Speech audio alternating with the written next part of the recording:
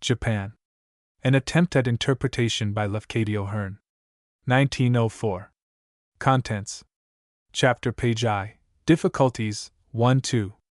Strangeness and Charm, 5-3. The Ancient Cult, 21-4. The Religion of the Home, 33v. The Japanese Family, 55-6. The Communal Cult, 81-7. Developments of Shinto, 1078. Worship and Purification, 133-9. The Rule of the Dead, 157x. The Introduction of Buddhism, 183-11. The Higher Buddhism, 207-12. The Social Organization, 229-13. The Rise of the Military Power, 259-14. The Religion of Loyalty, 283-15. The Jesuit Peril, 303-16. Feudal Integration, 343-17. The Shinto Revival, 367-18. Survivals, 381-19. Modern Restraints, 395-XX. Official Education, 419-21. Industrial Danger, 443-22. Reflections, 457 Appendix, 481 Bibliographical Notes, 487 Index, 489. Perhaps all very marked national characters can be traced back to a time of rigid and pervading discipline. Walter Bagehot. 1. Difficulties. 1,000 books have been written about Japan, but among these, setting aside artistic publications and works of a purely special character, the really precious volumes will be found to number scarcely a score. This fact is due to the immense difficulty of perceiving and comprehending what underlies the surface of Japanese life. No work fully interpreting that life, no work picturing Japan within and without, historically and socially, psychologically and ethically, can be written for at least another 50 years. So vast and intricate the subject that the united labor of a generation of scholars could not exhaust it, and so difficult that the number of scholars willing to devote their time to it must always be small. Even among the Japanese themselves, no scientific knowledge of their own history is yet possible, because the means of obtaining that knowledge have not yet been prepared, though mountains of material have been collected. The want of any good history upon a modern plan is but one of many discouraging wants. Data for the study of sociology, too, are still inaccessible to the Western investigator. The early state of the family and the clan, the history of the differentiation of classes, the history of the differentiation of political from religious law, the history of restraints, and of their influence upon custom, the history of regulative and cooperative conditions in the development of industry, the history of ethics and aesthetics, all these and many other matters remain obscure. This essay of mine can serve in one direction only as a contribution to the Western knowledge of Japan. But this direction is not one of the least important. Hitherto the subject of Japanese religion has been written of chiefly by the sworn enemies of that religion. By others it has been almost entirely ignored. Yet, while it continues to be ignored and misrepresented, no real knowledge of Japan is possible. Any true comprehension of social conditions requires more than a superficial acquaintance with religious conditions. Even the industrial history of a people cannot be understood without some knowledge of those religious traditions and customs which regulate industrial life during the earlier stages of its development. Or take the subject of art. Art in Japan is so intimately associated with religion that any attempt to study it without extensive knowledge of the three beliefs which it reflects were mere waste of time. By art I do not mean only painting and sculpture, but every kind of decoration, and most kinds of pictorial representation, the image on a boy's kite or a girl's battledore, not less than the design upon a lacquered casket or enameled vase, the figures upon a workman's towel not less than the pattern of the girdle of a princess, the shape of the paper dog or the wooden rattle bought for a baby, not less than the forms of those colossal enyo who guard the gateways of Buddhist temples. And surely there can never be any just estimate made of Japanese literature, until a study of that literature shall have been made by some scholar, not only able to understand Japanese beliefs, but able also to sympathize with them to at least the same extent that our great humanists can sympathize with the religion of Euripides, of Pindar, and of Theocritus. Let us ask ourselves how much of English or French or German, or Italian literature could be fully understood without the slightest knowledge of the ancient and modern religions of the Occident. I do not refer to distinctly religious creators, to poets like Milton or Dante, but only to the fact that even one of Shakespeare's plays must remain incomprehensible to a person knowing nothing either of Christian beliefs or of the beliefs which preceded them. The real mastery of any European tongue is impossible, for, without a knowledge of European religion, the language of even the unlettered is full of religious meaning.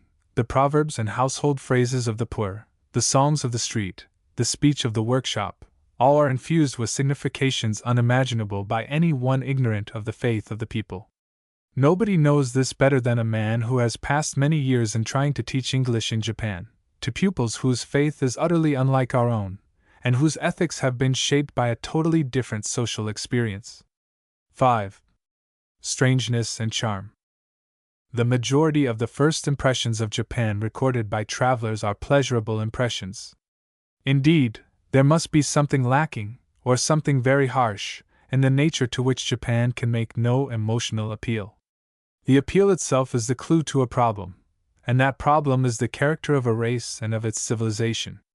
My own first impressions of Japan as seen in the white sunshine of a perfect spring day, had doubtless much in common with the average of such experiences.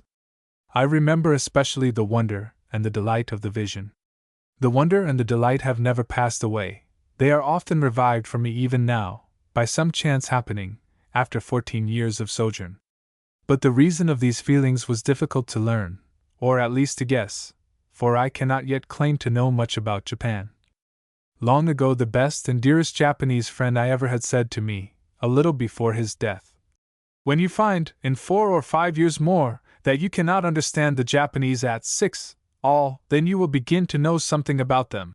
After having realized the truth of my friend's prediction, after having discovered that I cannot understand the Japanese at all, I feel better qualified to attempt this essay. As first perceived, the outward strangeness of things in Japan produces, in certain minds at least, a queer thrill impossible to describe, a feeling of weirdness which comes to us only with the perception of the totally unfamiliar. You find yourself moving through queer small streets full of odd small people, wearing robes and sandals of extraordinary shapes, and you can scarcely distinguish the sexes at sight. The houses are constructed and furnished in ways alien to all your experience, and you are astonished to find that you cannot conceive the use or meaning of numberless things on display in the shops. Foodstuffs of unimaginable derivation, utensils of enigmatic forms, emblems incomprehensible of some mysterious belief, strange masks and toys that commemorate legends of gods or demons, odd figures, too, of the gods themselves, with monstrous ears and smiling faces, all these you may perceive as you wander about, though you must also notice telegraph poles and typewriters, electric lamps and sewing machines. Everywhere on signs and hangings, and on the backs of people passing by, you will observe wonderful Chinese 7 characters, and the wizardry of all these texts makes the dominant tone of the spectacle. Further acquaintance with this fantastic world will in no wise diminish the sense of strangeness evoked by the first vision of it. You will soon observe that even the physical actions of the people are unfamiliar, that their work is done in ways the opposite of Western ways. Tools are of surprising shapes, and are handled after surprising methods. The blacksmith squats at his anvil, wielding a hammer such as no Western smith could use without long practice. The carpenter pulls, instead of pushing, his extraordinary plane and saw. Always the left is the right side, and the right side the wrong, and keys must be turned, to open or close a lock, in what we are accustomed to think the wrong direction. Mr. Percival Lowell has truthfully observed that the Japanese speak backwards, read backwards, write backwards, and that this is only the ABC of their contrariety. For the habit of writing backwards there are obvious evolutional reasons, and the requirements of Japanese calligraphy sufficiently explain why the artist pushes his brush or pencil instead of pulling it. But why, instead of putting the thread through the eye of the needle, should the Japanese maidens slip the eye of the needle over the point of the thread? Perhaps the most remarkable, out of 100 possible examples of antipodal action, is furnished by the Japanese art of fencing. The swordsman, delivering his blow with both hands, does not pull the blade towards him in the moment of striking, but pushes it from him. He uses it, indeed, as other Asiatics do, not on the principle of the wedge, but of the saw, yet there is a pushing motion where we should expect a pulling motion in the stroke. These and other forms of unfamiliar action are strange enough to suggest the notion of a humanity even physically as little related to us as might be the population of another planet, the notion of some anatomical unlikeness.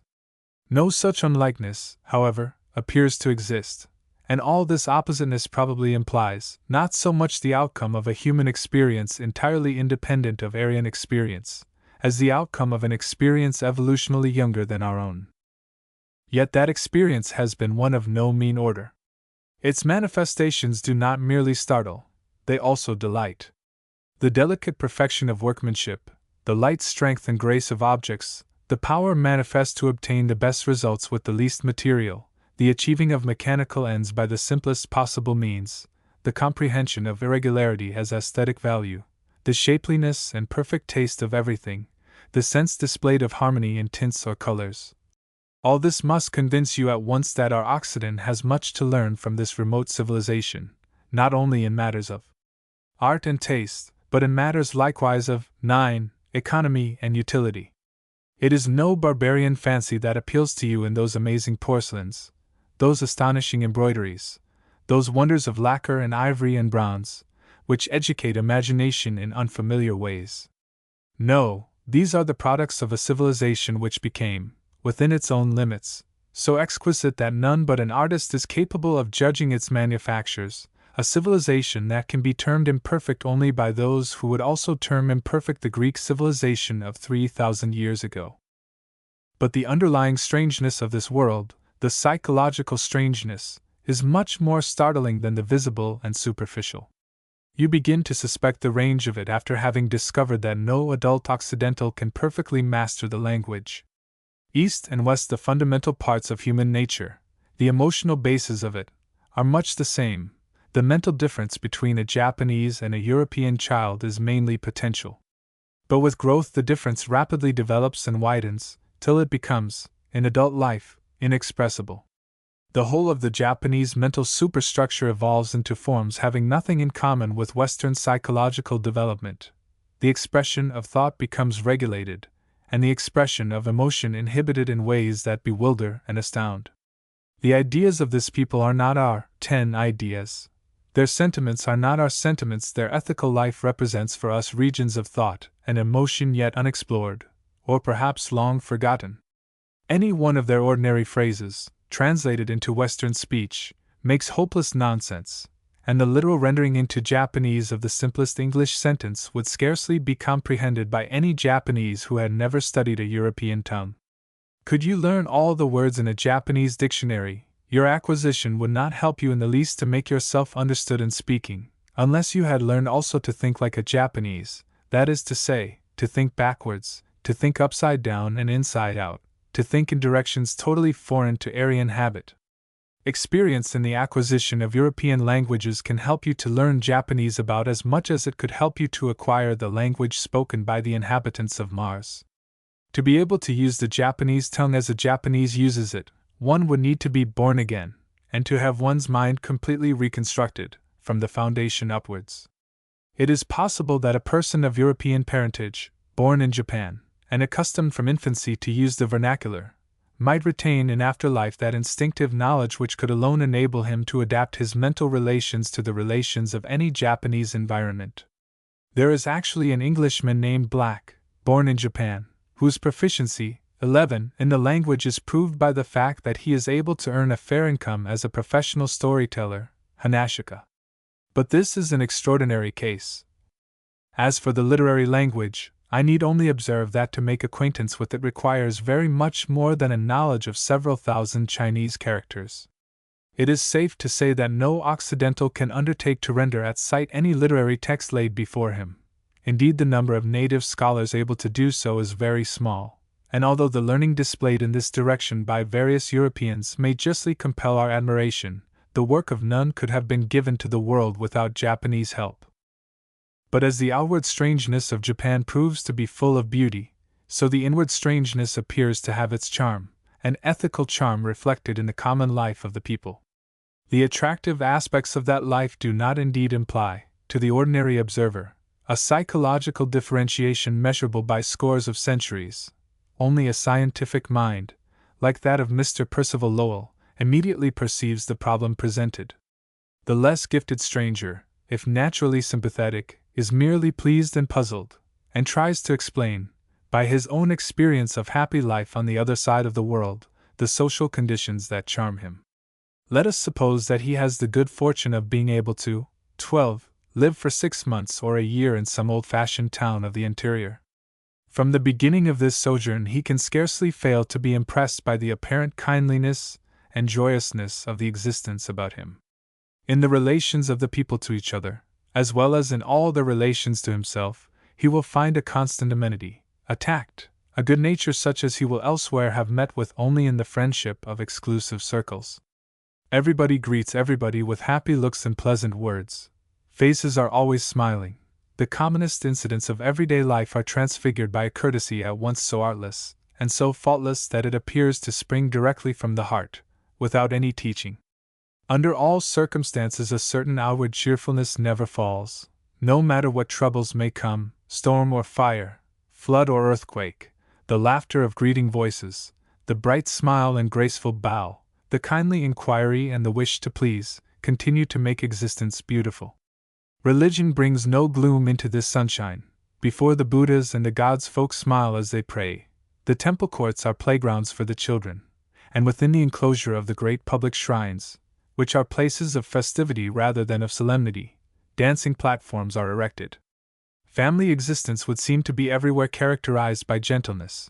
There is no visible quarreling, no loud harshness, no tears and reproaches.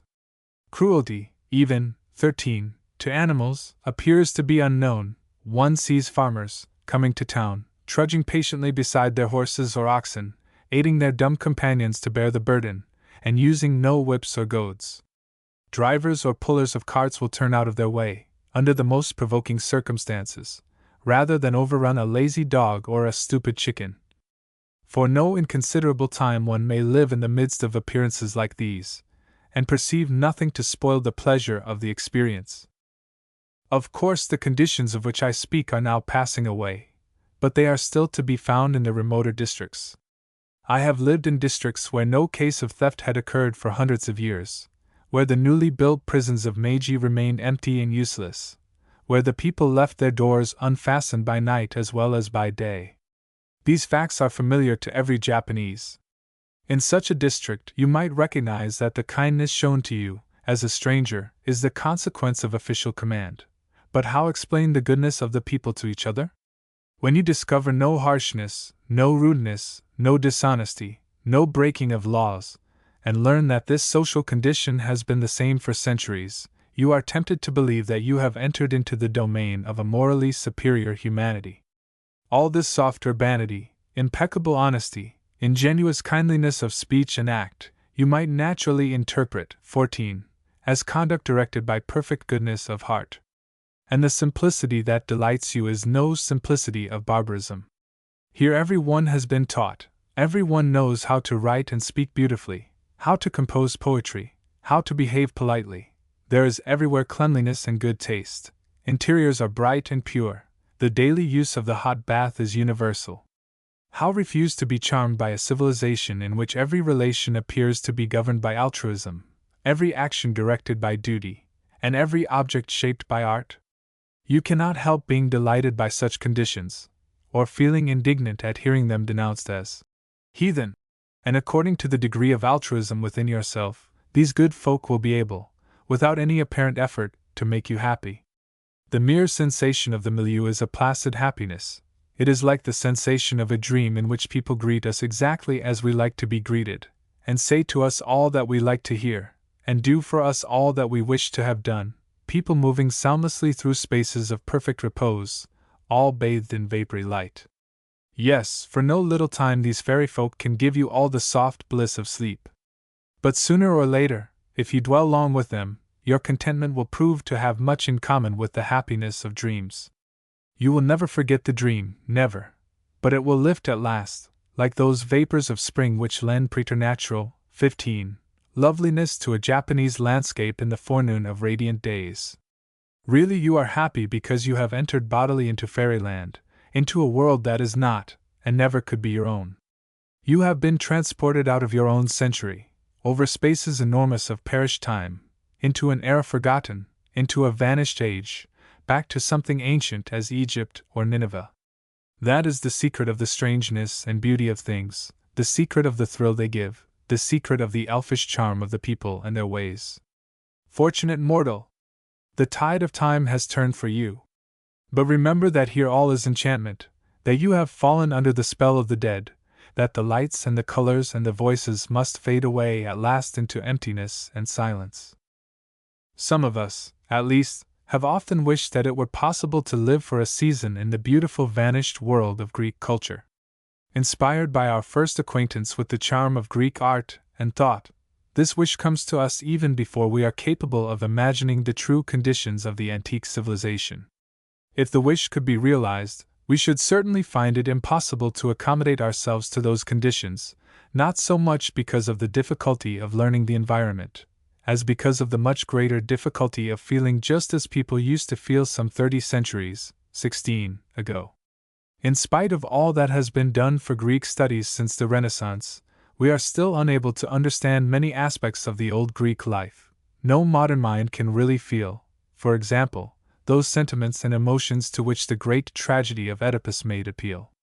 Nevertheless, we are much in advance of our forefathers of the 18th century, as regards the knowledge of Greek civilization. In the time of the French Revolution, it was thought possible to re-establish in France the conditions of a Greek republic, and to educate children according to the system of Sparta. Today we are well aware that no mind developed by modern civilization could find happiness under any of those socialistic despotisms which existed in all the cities of the ancient world before the Roman conquest. We could no more mingle with the old Greek life, if it were resurrected for us, no more become a part of it, than we could change our mental identities. But how much would we not give for the delight of beholding it, for the joy of attending one festival in Corinth, or of witnessing the Pan-Hellenic Games? And yet to witness the revival of some perished Greek civilization, to walk about the very Crotona of Pythagoras, to wander through the Syracuse of Theocritus, were not any more of a privilege than is the opportunity actually afforded us to study Japanese life. Indeed, from the evolutional, 17, point of view, it were less of a privilege, since Japan offers us the living spectacle of conditions older, and psychologically much farther away from us, than those of any Greek period with which art and literature have made us closely acquainted. The reader scarcely needs to be reminded that a civilization less evolved than our own, and intellectually remote from us, is not on that account to be regarded as necessarily inferior in all respects.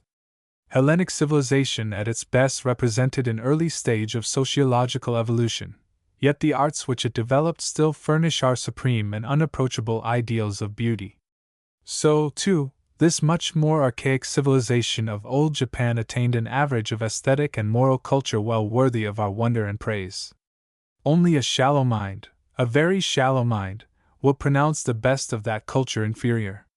But Japanese civilization is peculiar to a degree for which there is perhaps no Western parallel, since it offers us the spectacle of many successive layers of alien culture superimposed above the simple indigenous basis, and forming a very bewilderment of complexity. Most of this alien culture is Chinese, and bears but an indirect relation to the real subject of these studies. The peculiar and surprising fact is that, in spite of all superimposition, the original character of the people and of their society should still remain recognizable. 18. The wonder of Japan is not to be sought in the countless borrowings with which she has clothed herself, much as a princess of the olden time would don 12 ceremonial robes, of divers colors and qualities, folded one upon the other so as to show their many tinted edges at throat and sleeves and skirt. No, the real wonder is the wearer. For the interest of the costume is much less in its beauty of form and tint than in its significance as idea, as representing something of the mind that devised or adopted it. And the supreme interest of the old Japanese civilization lies in what it expresses of the race character, that character which yet remains essentially unchanged by all the changes of Meiji. Suggests, were perhaps a better word than expresses. For this race character is rather to be divined than recognized. Our comprehension of it might be helped by some definite knowledge of origins, but such knowledge we do not yet possess.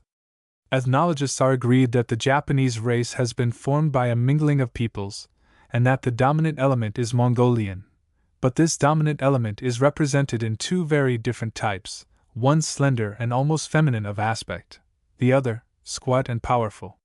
Chinese and Korean elements are known to exist in the populations of certain districts, and there appears to have been a large infusion of Aino blood.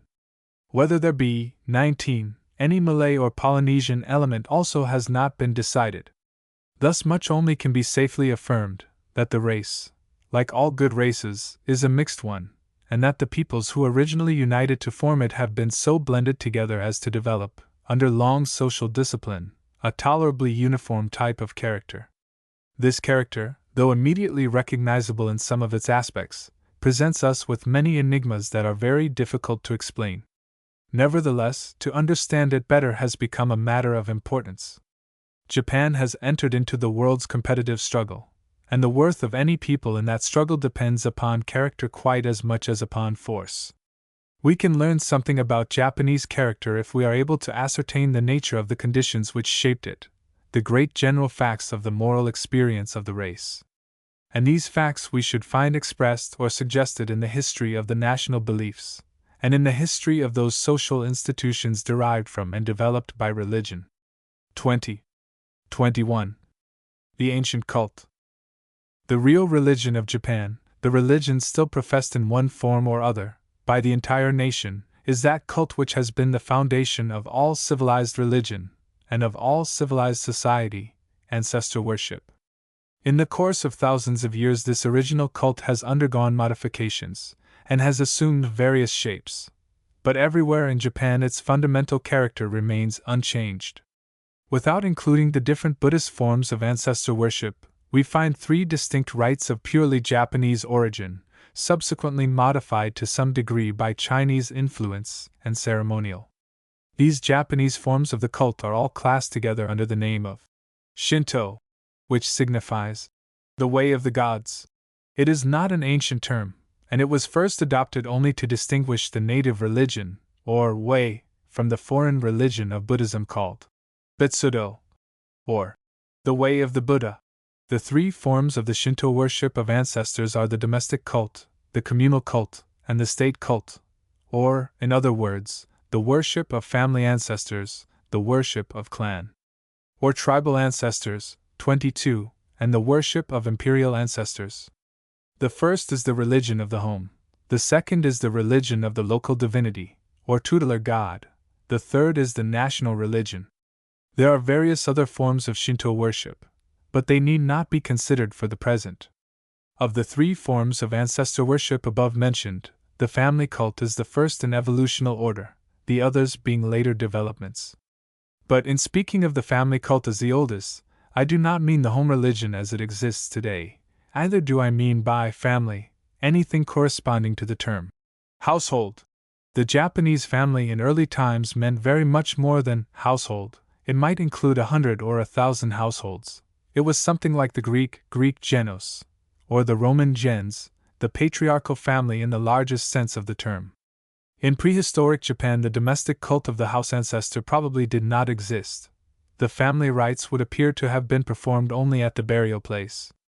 But the later domestic cult, having been developed out of the primal family rite, indirectly represents the most ancient form of the religion, and should therefore be considered first in any study of Japanese social evolution. The evolutional history of ancestor worship has been very much the same in all countries, and that, 23, of the Japanese cult offers remarkable evidence in support of Herbert Spencer's exposition of the law of religious development. To comprehend this general law, we must, however, go back to the origin of religious beliefs. One should bear in mind that, from a sociological point of view, it is no more correct to speak of the existing ancestor cult in Japan as primitive than it would be to speak of the domestic cult of the Athenians in the time of Pericles as primitive. No persistent form of ancestor worship is primitive, and every established domestic cult has been developed out of some irregular and non-domestic family cult, which, again, must have grown out of still more ancient funeral rites. Our knowledge of ancestor worship, as regards the early European civilizations, cannot be said to extend to the primitive form of the cult. In the case of the Greeks and the Romans, our knowledge of the subject dates from a period at which a domestic religion had long been established, and we have documentary evidence as to the character of that religion. But of the earlier cult that must have preceded the home worship, we have little testimony, and we can surmise its nature only by study of the natural history of ancestor worship among peoples not yet arrived at a state of civilization. The true domestic cult begins with a settled civilization. Now, when the Japanese race first established itself in Japan, it does not appear to have, 24, brought with it any civilization of the kind which we would call settled, nor any well-developed ancestor cult. The cult certainly existed, but its ceremonies would seem to have been irregularly performed at graves only. The domestic cult proper may not have been established until about the 8th century, when the spirit tablet is supposed to have been introduced from China. The earliest ancestor cult, as we shall presently see, was developed out of the primitive funeral rites and propitiatory ceremonies. The existing family religion is therefore a comparatively modern development, but it is at least as old as the true civilization of the country, and it conserves beliefs and ideas which are indubitably primitive, as well as ideas and beliefs derived from these. Before treating further of the cult itself, it will be necessary to consider some of these older beliefs. The earliest ancestor worship, the root of all religions, as Herbert Spencer calls it, was probably coeval with the earliest definite belief in ghosts. As soon as men were able to conceive the idea of a shadowy inner self, or double, so soon, doubtless, the propitiatory cult of spirits began. But this earliest ghost worship must have long preceded that period of mental development in which men first became capable of forming abstract ideas. The 25 primitive ancestor worshippers could not have formed the notion of a supreme deity, and all evidence existing as to the first forms of their worship tends to show that there primarily existed no difference whatever between the conception of ghosts and the conception of gods. There were, consequently, no definite beliefs in any future state of reward or of punishment, no ideas of any heaven or hell. Even the notion of a shadowy underworld, or Hades, was of much later evolution. At first the dead were thought of only as dwelling in the tombs provided for them, whence they could issue, from time to time, to visit their former habitations, or to make apparition in the dreams of the living. Their real world was the place of burial, the grave, the tumulus. Afterwards there slowly developed the idea of an underworld, connected in some mysterious way with the place of sepulture. Only at a much later time did this dim underworld of imagination expand and divide into regions of ghostly bliss and woe. It is a noteworthy fact that Japanese mythology never evolved the ideas of an Elysium or a Tartarus, never developed the notion of a heaven or a hell. Even to this day, Shinto belief represents the pre-Homeric stage of imagination as regards the supernatural. Among the Indo-European races likewise there appeared to have been at first no difference between gods and ghosts, nor any ranking of gods as greater, 26, and lesser. These distinctions were gradually developed. The spirits of the dead, says Mr. Spencer, forming, in a primitive tribe, an ideal group the members of which are but little distinguished from one another, will grow more and more distinguished, and as societies advance, and as traditions, local and general, accumulate and complicate, these once similar human souls, acquiring in the popular mind differences of character and importance, will diverge, until their original community of nature becomes scarcely recognizable. So in antique Europe, and so in the Far East, where the greater gods of nations evolved from ghost cults, but those ethics of ancestor worship which shaped alike the earliest societies of West and East date from a period before the time of the greater gods, from the period when all the dead were supposed to become gods, with no distinction of rank. No more than the primitive ancestor worshippers of Aryan race did the early Japanese think of their dead as ascending to some extra-mundane region of light and bliss, or as descending into some realm of torment. They thought of their dead as still inhabiting this world, or at least as maintaining with it a constant communication. Their earliest sacred records do, indeed, make mention of an underworld, where mysterious thunder gods and evil goblins dwelt in corruption, But this vague world of the dead communicated with the world of the living. 27. And the spirit there, though in some sort attached to its decaying envelope, could still receive upon earth the homage and the offerings of men. Before the advent of Buddhism, there was no idea of a heaven or a hell. The ghosts of the departed were thought of as constant presences, needing propitiation, and able in some way to share the pleasures and the pains of the living. They required food and drink and light, and in return for these, they could confer benefits. Their bodies had melted into earth, but their spirit power still lingered in the upper world, thrilled its substance, moved in its winds and waters. By death they had acquired mysterious force, they had become superior ones, kami gods. That is to say, gods in the oldest Greek and Roman sense. Be it observed that there were no moral distinctions, east or west, in this deification. All the dead become gods, wrote the great Shinto commentator, Hirata. So likewise, in the thought of the early Greeks and even of the late Romans, all the dead became gods. M. de Coulanges observes, in La Cite Antique, this kind of apotheosis was not the privilege of the great alone. No distinction was made. It was not even necessary to have been a virtuous man. The wicked man became a god as well as the good man, only that in this after existence, he retained the evil inclinations of his former life. Such also, 28, was the case in Shinto belief. The good man became a beneficent divinity, the bad man an evil deity, but all alike became kami. And since there are bad as well as good gods, wrote Modawari, it is necessary to propitiate them with offerings of agreeable food, playing the harp, blowing the flute, singing and dancing and whatever is likely to put them in a good humor. The Latins called the maleficent ghosts of the dead, larvae, and called the beneficent or harmless ghosts, laras, or manes, or genii, according to Apuleius. But all alike were gods, daimanes, and Cicero admonished his readers to render to all daimanes the rightful worship. They are men, he declared, who have departed from this life, consider them divine beings. In Shinto, as in old Greek belief, to die was to enter into the possession of superhuman power, to become capable of conferring benefit or of inflicting misfortune by supernatural means. But yesterday, such or such a man was a common twaller, a person of no importance. Today, being dead, he becomes a divine power, and his children pray to him for the prosperity of their undertakings.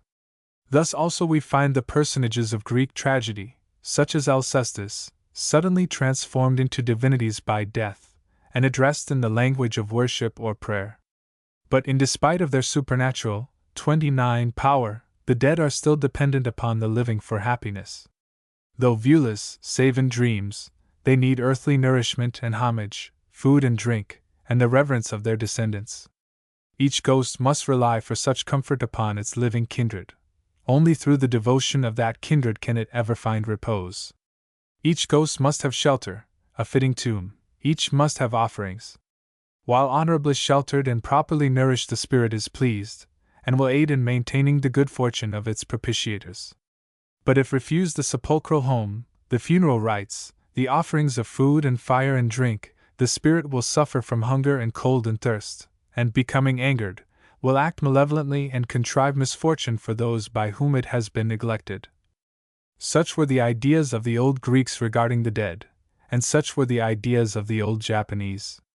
Although the religion of ghosts was once the religion of our own forefathers, whether of northern or southern Europe, and although practices derived from it, such as the custom of decorating graves with flowers, persist today among our most advanced communities, our modes of thought have so changed under the influences of modern civilization that it is difficult for us to imagine how people could ever have supposed that the happiness of the dead depended upon material food.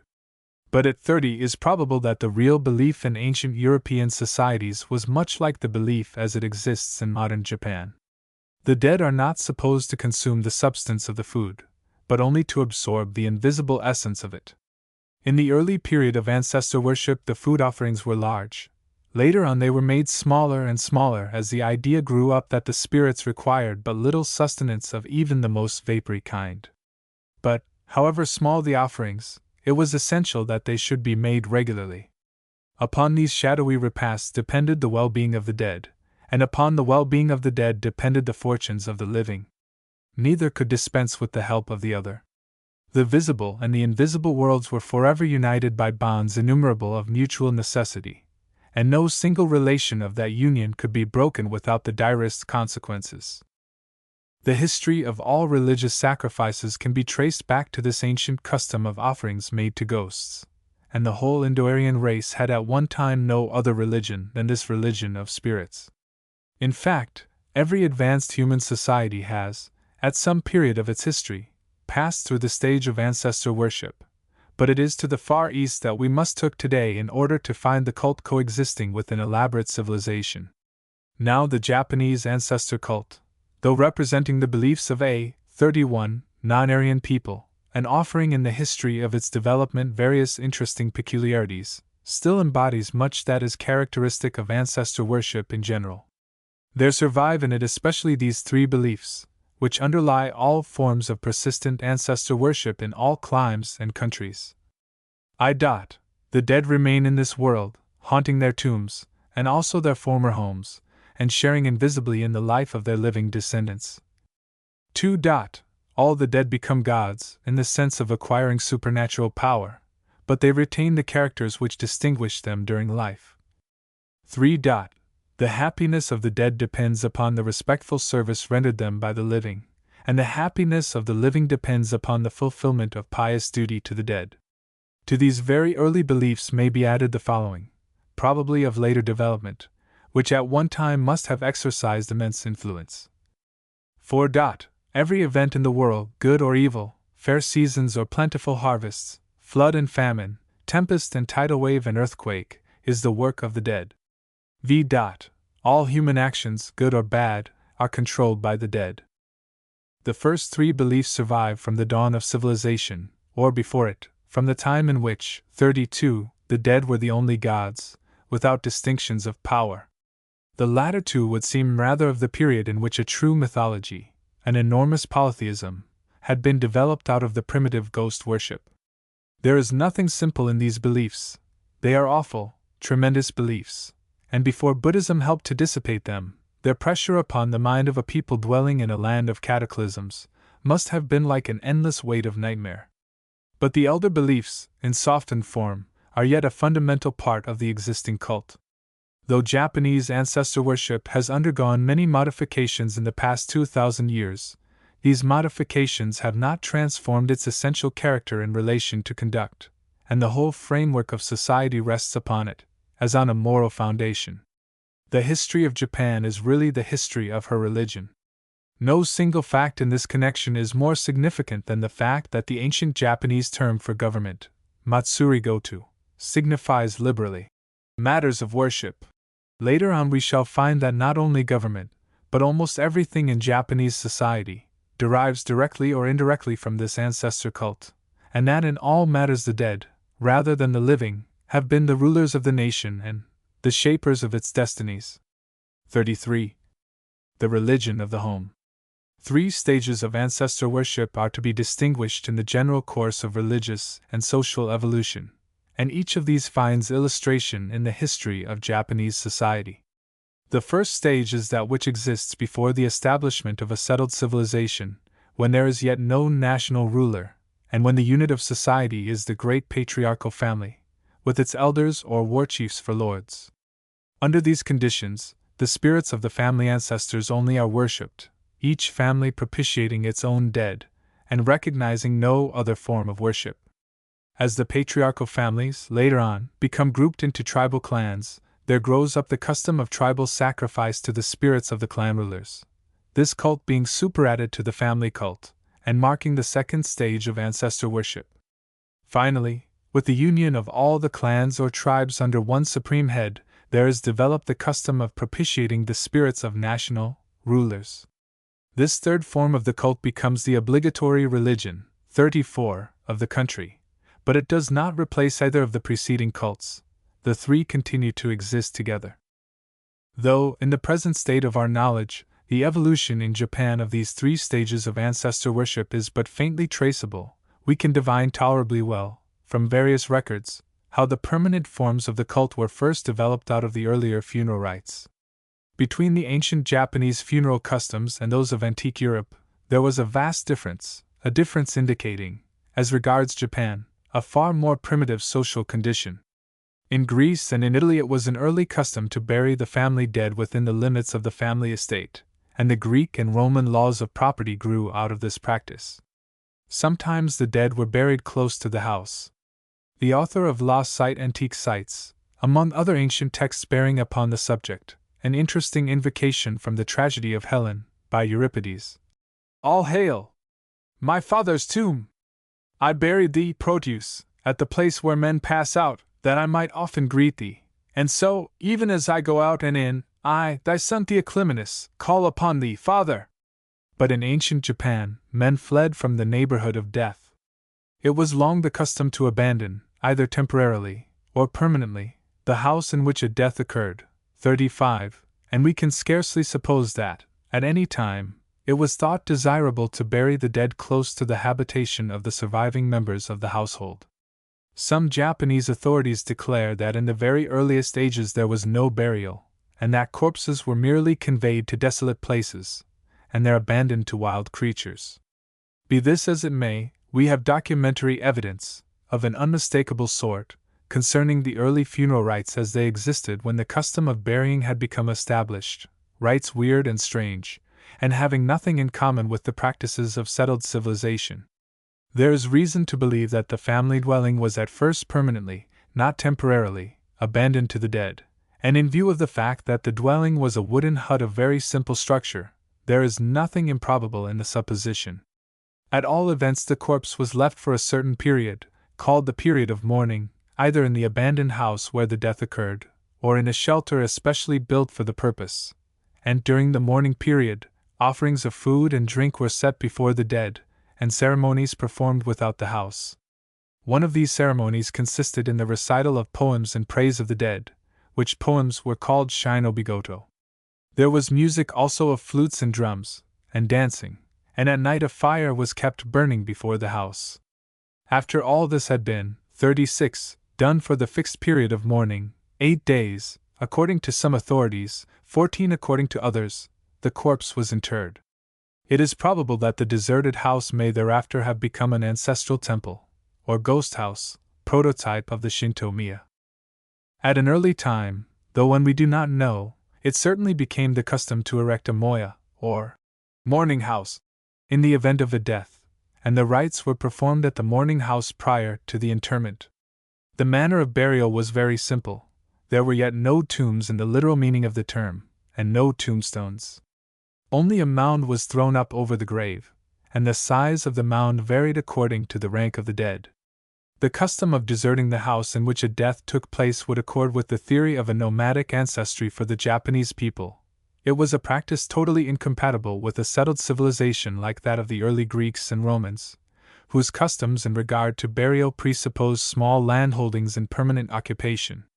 But there may have been, even in early times, some exceptions to general custom, exceptions made by necessity. Today, in various parts of the country, and perhaps more particularly in districts remote from temples, it is the custom for farmers to bury their dead upon their own lands. 37. At regular intervals after burial, ceremonies were performed at the graves, and food and drink were then served to the spirits. When the spirit tablet had been introduced from China, and a true domestic cult established, the practice of making offerings at the place of burial was not discontinued. It survives to the present time, both in the Shinto and the Buddhist rite, and every spring an imperial messenger presents at the tomb of the Emperor Jimmu the same offerings of birds and fish and seaweed, rice and rice wine, which were made to the spirit of the founder of the empire 2,500 years ago. But before the period of Chinese influence, the family would seem to have worshipped its dead only before the mortuary house, or at the grave, and the spirits were yet supposed to dwell especially in their tombs, with access to some mysterious subterranean world. They were supposed to need other things besides nourishment, and it was customary to place in the grave various articles for their ghostly use, a sword, for example, in the case of a warrior, a mirror in the case of a woman, together with certain objects, especially prized during life, such as objects of precious metal, and polished stones or gems. At this stage of ancestor worship, when the spirits are supposed to require shadowy service of a sort corresponding to that exacted during their lifetime in the body, we should expect to hear of 38 human sacrifices as well as of animal sacrifices. At the funerals of great personages such sacrifices were common. Owing to beliefs of which all knowledge has been lost, these sacrifices assumed a character much more cruel than that of the immolations of the Greek Homeric epic.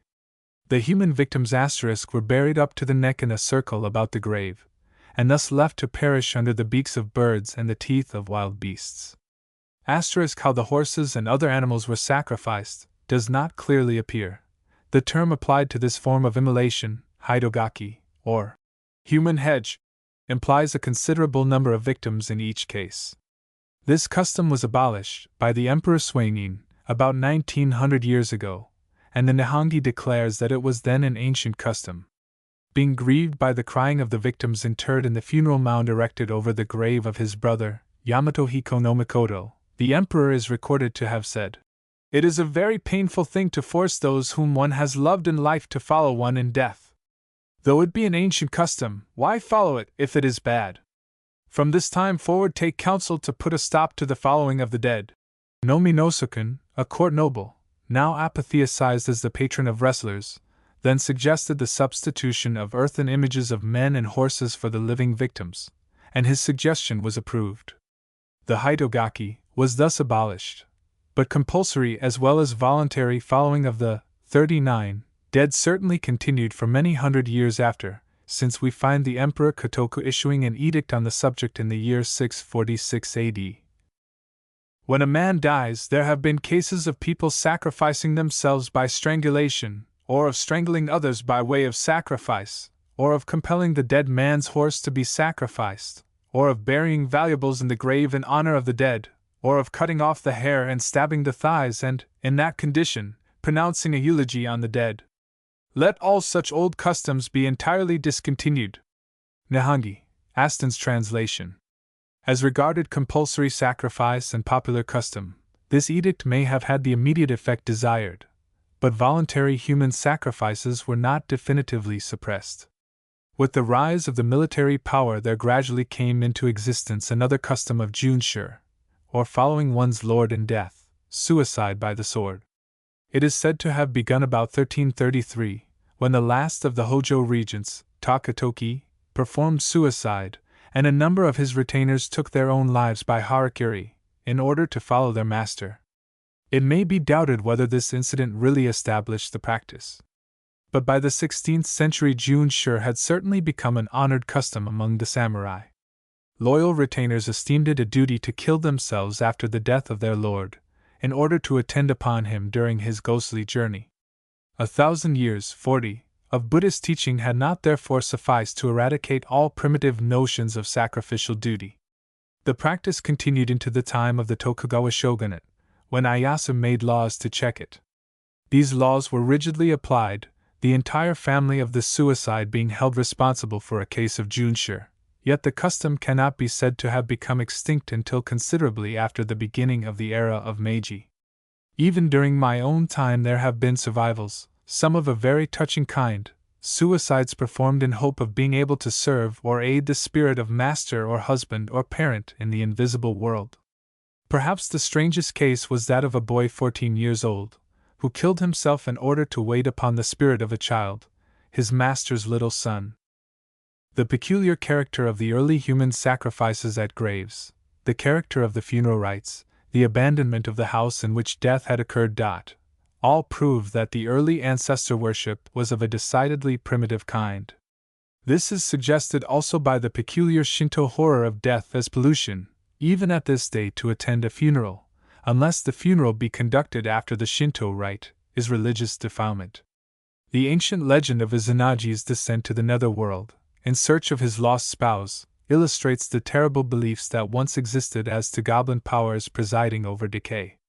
41. Between the horror of death as corruption, and the apotheosis of the ghost, there is nothing incongruous. We must understand the apotheosis itself as a propitiation. This earliest way of the gods was a religion of perpetual fear. Not ordinary homes only were deserted after a death, even the emperors, during many centuries, were wont to change their capital after the death of a predecessor. But gradually, out of the primal funeral rites, a higher cult was evolved. The mourning house, or moya, became transformed into the Shinto temple, which still retains the shape of the primitive hut. Then, under Chinese influence, the ancestral cult became established in the home, and Buddhism at a later day maintained this domestic cult. By degrees, the household religion became a religion of tenderness as well as of duty, and changed and softened the thoughts of men about their dead. As early as the 8th century, ancestor worship appears to have developed the three principal forms under which it still exists, and thereafter the family cult began to assume a character which offers many resemblances to the domestic religion of the old European civilizations. Let us now glance at the existing forms of this domestic cult, the universal religion of Japan. In every home there is a shrine devoted to it. If the family profess only the Shinto belief, this shrine, 42, or Midamaya *, august spirit dwelling, tiny model of a Shinto temple, is placed upon a shelf fixed against the wall of some inner chamber, at a height of about 6 feet from the floor. Such a shelf is called Mitamasan no Tana, or Shelf of the August Spirits. It is more popularly termed Miya, August House, a name given to the ordinary Shinto temples. In the shrine are placed thin tablets of white wood, inscribed with the names of the household dead. Such tablets are called by a name signifying spirit substitutes, Mitamashiro, or by a probably older name signifying spirit sticks.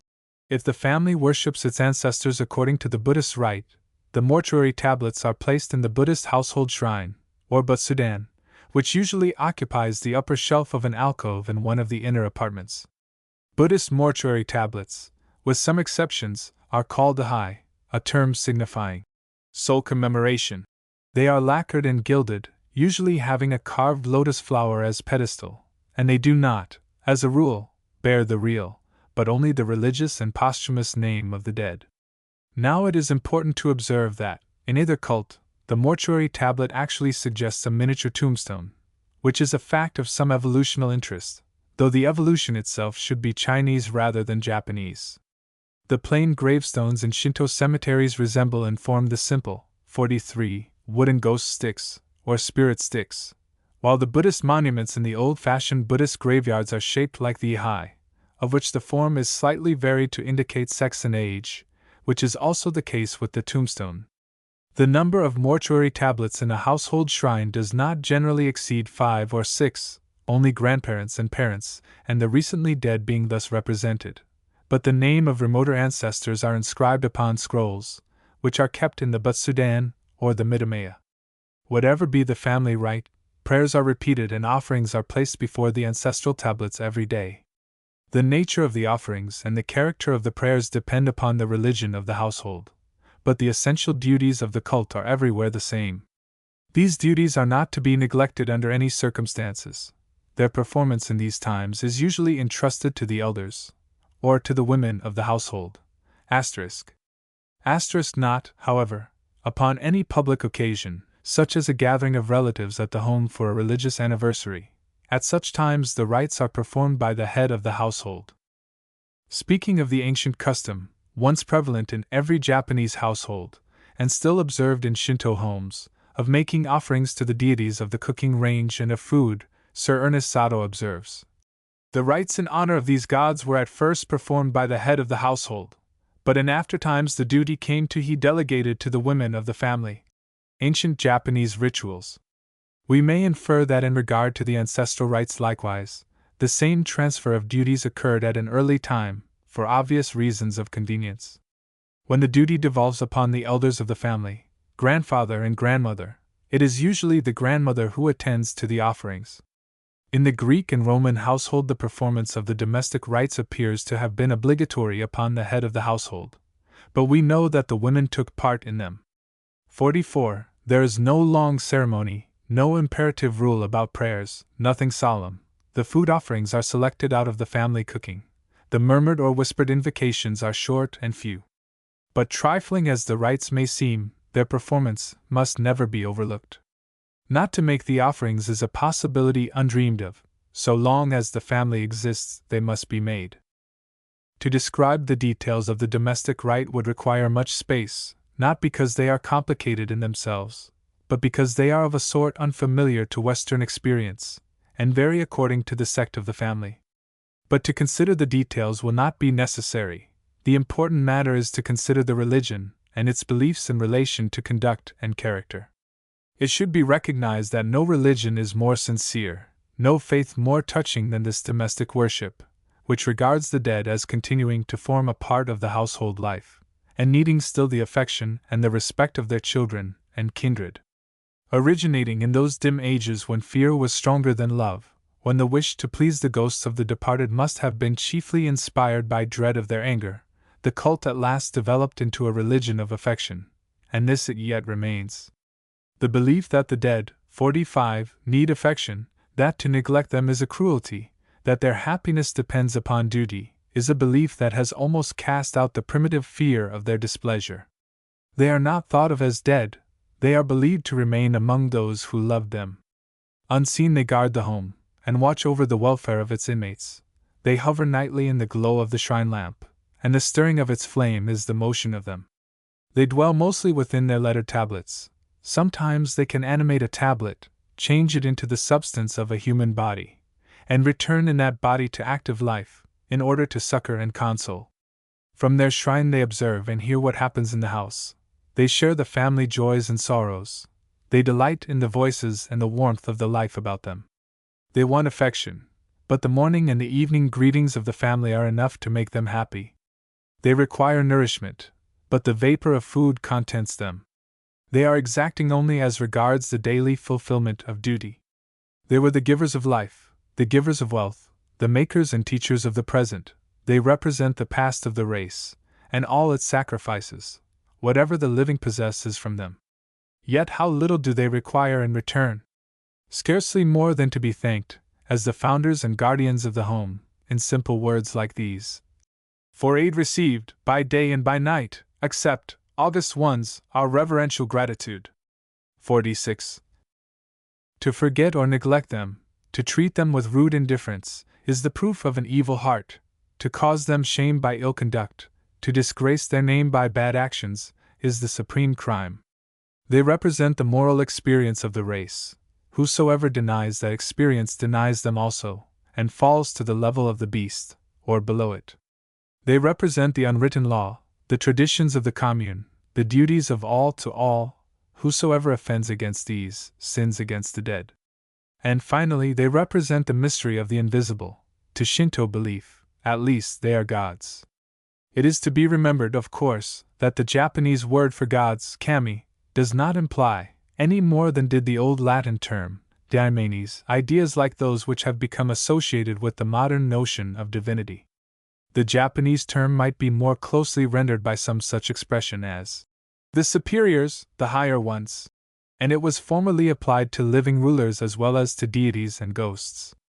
But it implies considerably more than the idea of a disembodied spirit, for, according to old Shinto teaching, the dead became world rulers.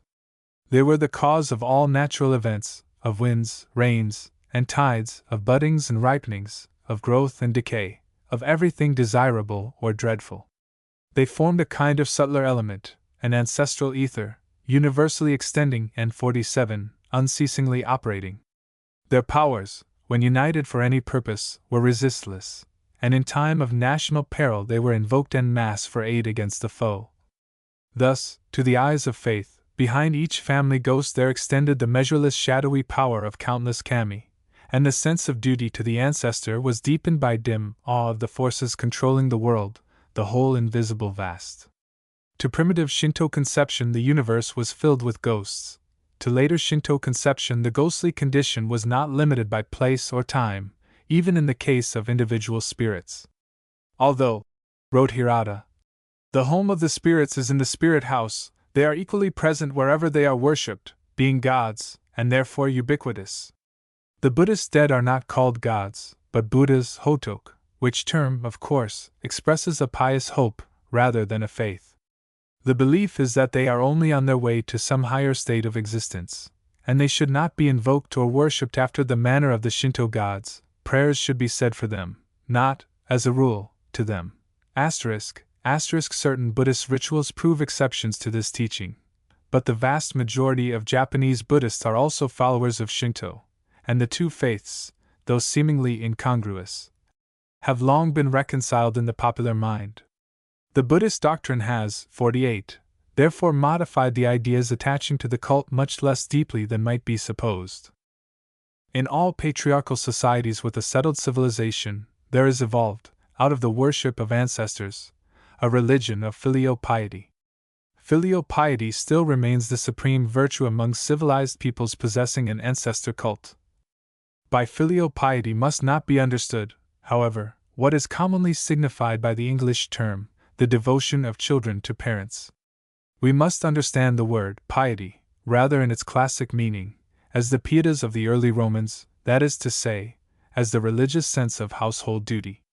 Reverence for the dead, as well as the sentiment of duty towards the living, the affection of children to parents, and the affection of parents to children, the mutual duties of husband and wife, the duties likewise of sons-in-law and daughters-in-law to the family as a body, the duties of servant to master, and of master to dependent, all these were included under the term. The family itself was a religion, the ancestral home a temple. And so we find the family and the home to be in Japan, even at the present day.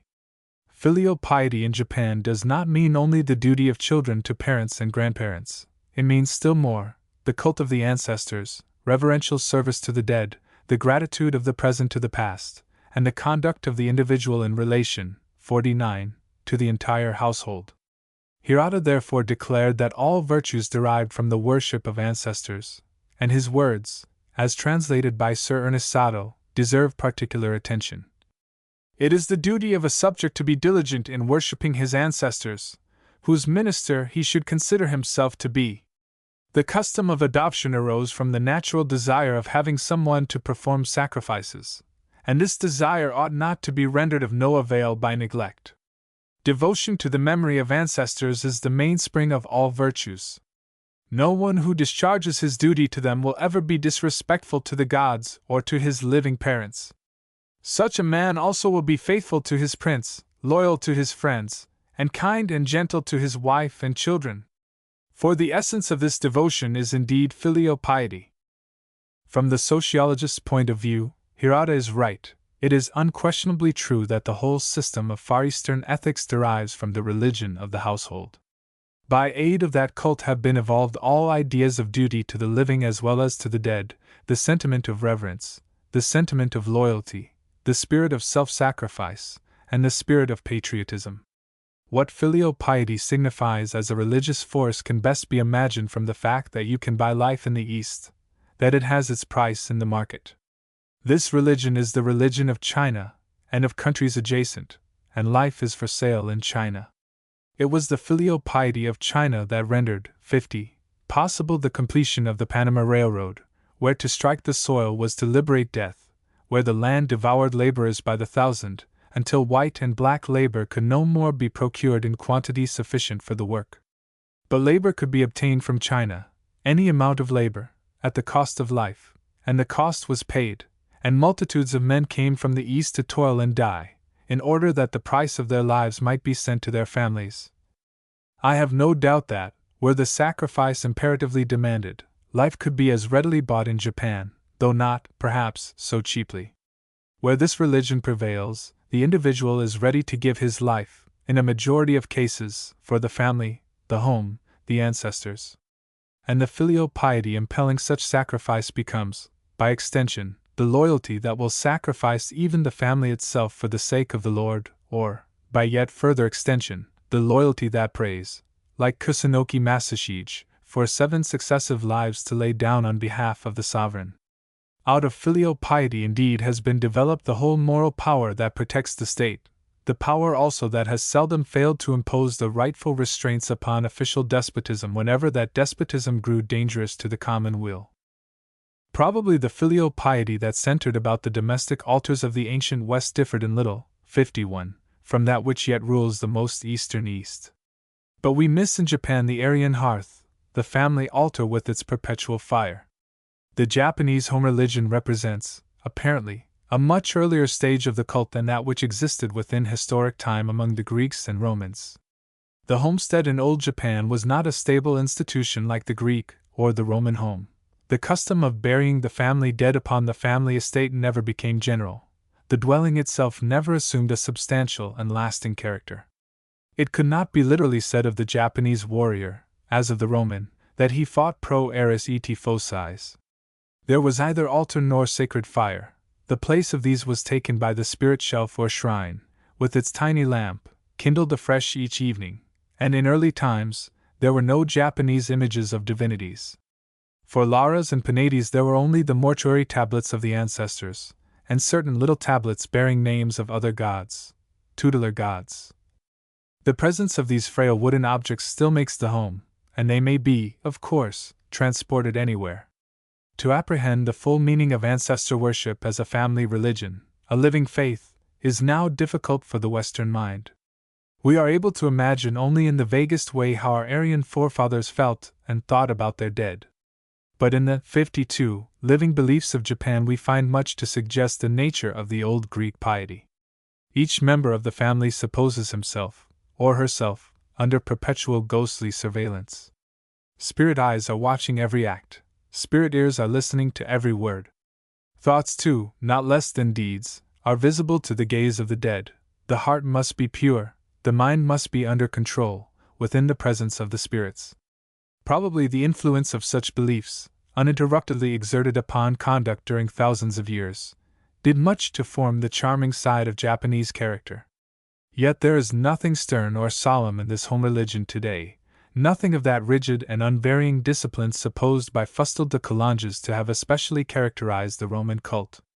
It is a religion rather of gratitude and tenderness, the dead being served by the household as if they were actually present in the body. I fancy that if we were able to enter for a moment into the vanished life of some old Greek city, we should find the domestic religion there not less cheerful than the Japanese home cult remains today. I imagine that Greek children, 3,000 years ago, must have watched, like the Japanese children of today, for a chance to steal some of the good things offered to the ghosts of the ancestors, and I fancy that Greek parents must have chinned quite as gently as Japanese parents, 53, chide in this era of Meiji, mingling reproof with instruction, and hinting of weird possibilities. Asterisk.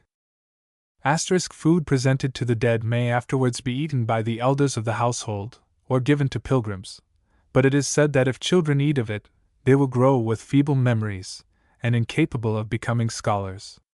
54. 55. The Japanese family? The great general idea, the fundamental idea, underlying every persistent ancestor worship, is that the welfare of the living depends upon the welfare of the dead. Under the influence of this idea, and of the cult based upon it, were developed the early organization of the family, the laws regarding property and succession, the whole structure, in short, of ancient society, whether in the Western or the Eastern world. But before considering how the social structure in old Japan was shaped by the ancestral cult, let me again remind the reader that there were at first no other gods than the dead. Even when Japanese ancestor worship evolved a mythology, its gods were only transfigured ghosts, and this is the history of all mythology. The ideas of heaven and hell did not exist among the primitive Japanese, nor any notion of metempsychosis. The Buddhist doctrine of rebirth, a late borrowing, was totally inconsistent with the archaic Japanese beliefs, and required an elaborate metaphysical system to support it. But we may suppose the early ideas of the Japanese about the dead to have been much, 56, like those of the Greeks of the pre-Homeric era. There was an underground world to which spirits descended, but they were supposed to haunt by preference their own graves, or their ghost houses. Only by slow degrees did the notion of their power of ubiquity become evolved.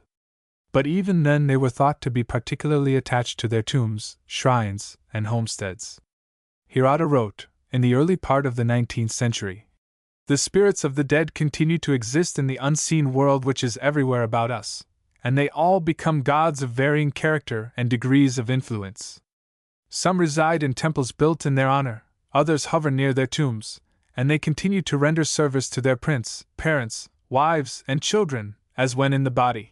Evidently, the unseen world, was thought to be in some sort a duplicate of the visible world, and dependent upon the help of the living for its prosperity. The dead and the living were mutually dependent. The all-important necessity for the ghost was sacrificial worship. The all-important necessity for the man was to provide for the future cult of his own spirit, and to die without assurance of a cult was the supreme calamity. Remembering these facts, we can understand better the organization of the patriarchal family, shaped to maintain and to provide for the cult of its dead, any neglect of which cult was believed to involve misfortune. 57. The reader is doubtless aware that in the old Aryan family the bond of union was not the bond of affection, but a bond of religion, to which natural affection was altogether subordinate. This condition characterizes the patriarchal family wherever ancestor worship exists. Now the Japanese family, like the ancient Greek or Roman family, was a religious society in the strictest sense of the term, and a religious society it yet remains. Its organization was primarily shaped in accordance with the requirements of ancestor worship. Its later imported doctrines of filial piety had been already developed in China to meet the needs of an older and similar religion. We might expect to find in the structure, the laws, and the customs of the Japanese family many points of likeness to the structure and the traditional laws of the old Aryan household, because the law of sociological evolution admits of only minor exceptions. And many such points of likeness are obvious. The materials for a serious comparative study have not yet been collected. Very much remains to be learned regarding the past history of the Japanese family. But along certain general lines, the resemblances between domestic institutions in ancient Europe and domestic institutions in the Far East can be clearly established. Alike in the early European and in the old Japanese civilization, it was believed that the prosperity, 58, of the family depended upon the exact fulfillment of the duties of the ancestral cult, and to a considerable degree, this belief rules the life of the Japanese family today. It is still thought that the good fortune of the household depends on the observance of its cult, and that the greatest possible calamity is to die without leaving a male heir to perform the rites and to make the offerings. The paramount duty of filial piety among the early Greeks and Romans was to provide for the perpetuation of the family cult, and celibacy was therefore generally forbidden, the obligation to marry being enforced by opinion where not enforced by legislation. Among the free classes of old Japan, marriage was also, as a general rule, obligatory in the case of a male heir. Otherwise, where celibacy was not condemned by law, it was condemned by custom. To die without offspring was, in the case of a younger son, chiefly a personal misfortune. To die without leaving a male heir, in the case of an elder son and successor, was a crime against the ancestors, the cult being thereby threatened with extinction. No excuse existed for remaining childless, the family law in Japan, precisely as in ancient Europe, having amply provided against such a contingency. In case that a wife proved barren, she might be divorced. In case that there were reasons for not divorcing her, a concubine might be taken for the purpose of obtaining an heir. Furthermore, every family representative was privileged, 59, to adopt an heir. An unworthy son, again, might be disinherited, and another young man adopted in his place. Finally, in case that a man had daughters but no son, the succession and the continuance of the cult could be assured by adopting a husband for the eldest daughter. But, as in the antique European family, daughters could not inherit, descent being in the male line, it was necessary to have a male heir. In old Japanese belief, as in old Greek and Roman belief, the father, not the mother, was the life-giver, the creative principle was masculine, the duty of maintaining the cult rested with the man, not with the woman. Wherever, among ancestor-worshipping races, descent is in the male line, the cult follows the male line. But the reader is doubtless aware that a still more primitive form of society than the patriarchal, the matriarchal, is supposed to have had its ancestor worship. Mr. Spencer observes, "What has happened when descent in the female line obtains is not clear. I have met with no statement showing that, in societies characterized by this usage, the duty of administering to the double of the dead man devolved on one of his children rather than on others." Principles of Sociology, Volume 3, Section 601. The woman shared the cult, but she could not maintain it. Besides, the daughters of the family, being destined, as a general rule, to marry into other households, could bear only a temporary relation to the home cult. It was necessary that the religion of the wife should be the religion of the husband, and the Japanese, like the Greek woman, on marrying into another household, necessarily became attached to the cult of her husband's family. For this reason, especially the females in the patriarchal 60 family are not equal to the males. The sister cannot rank with the brother. It is true that the Japanese daughter, like the Greek daughter, could remain attached to her own family even after marriage, providing that a husband were adopted for her, that is to say, taken into the family as a son. But even in this case, she could only share in the cult, which it then became the duty of the adopted husband to maintain. The constitution of the patriarchal family everywhere derives from its ancestral cult, and before considering the subjects of marriage and adoption in Japan, it will be necessary to say something about the ancient family organization.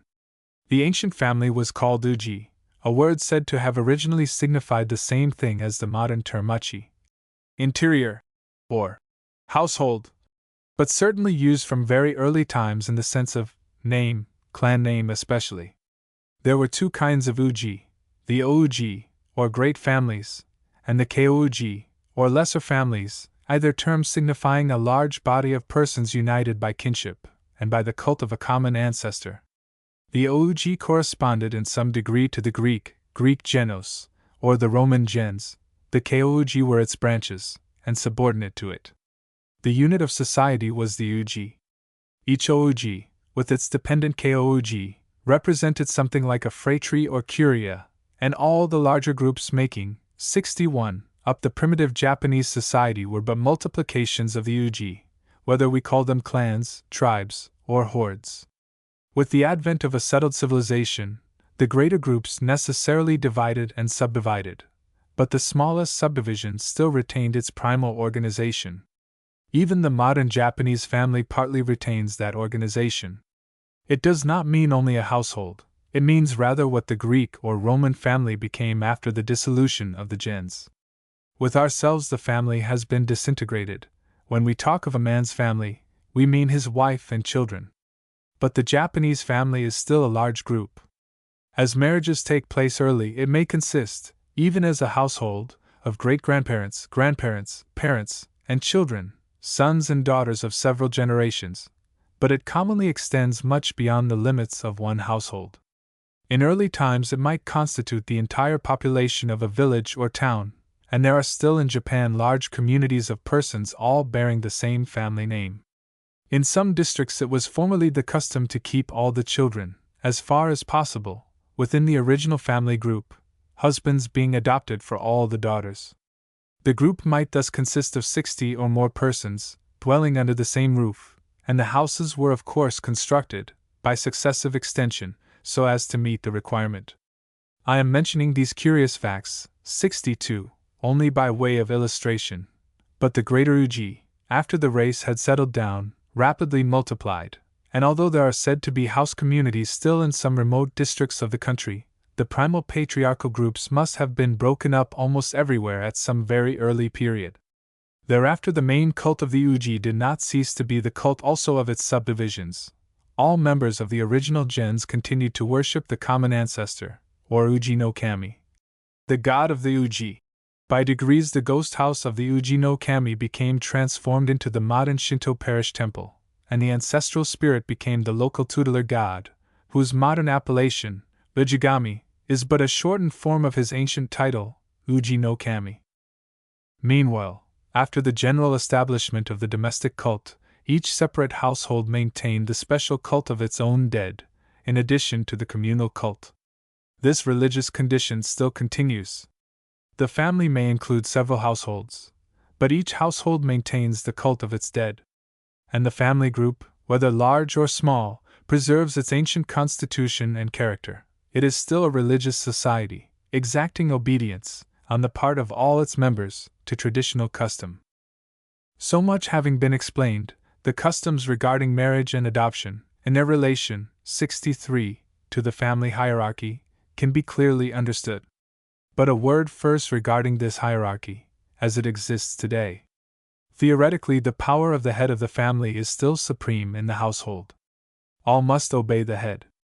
Furthermore, the females must obey the males, the wives, the husbands, and the younger members of the family are subject to the elder members.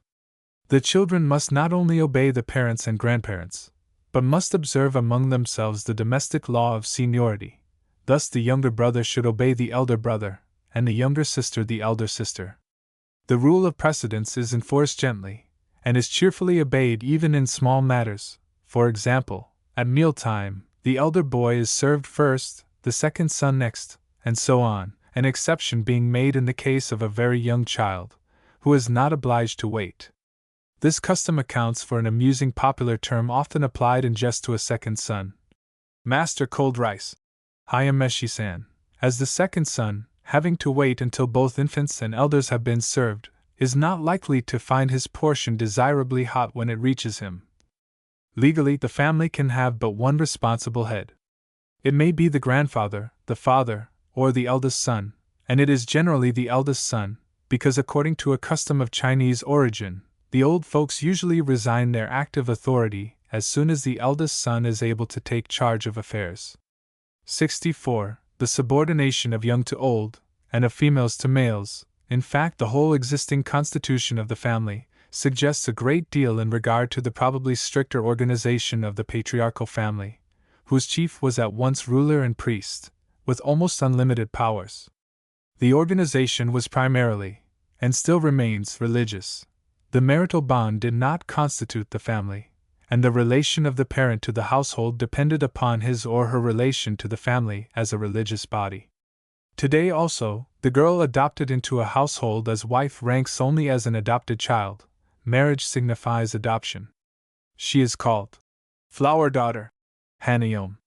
In like manner, and for the same reasons, the young man received into a household as a husband of one of the daughters ranks merely as an adopted son. The adopted bride or bridegroom is necessarily subject to the elders, and may be dismissed by their decision. As for the adopted husband, his position is both delicate and difficult, as an old Japanese proverb bears witness, Kanoka Sango Ariba, Mukoyoshi to Naruna.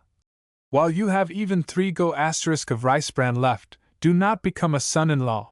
A go is something more than a pint. Jacob does not have to wait for Rachel. He is given to Rachel on demand, and his service then begins. And after twice 7 years of service, Jacob may be sent away. In that event his children do not any more belong to him. 65. But to the family. His adoption may have had nothing to do with affection, and his dismissal may have nothing to do with misconduct. Such matters, however they may be settled in law, are really decided by family interests relating to the maintenance of the house and of its cult.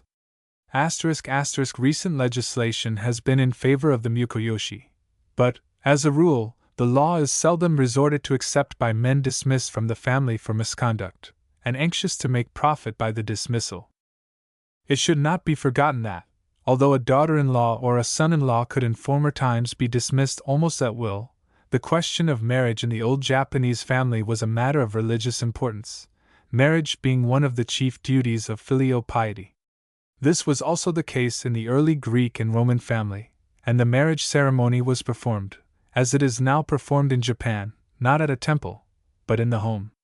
It was a rite of the family religion, the rite by which the bride was adopted into the cult in the supposed presence of the ancestral spirits.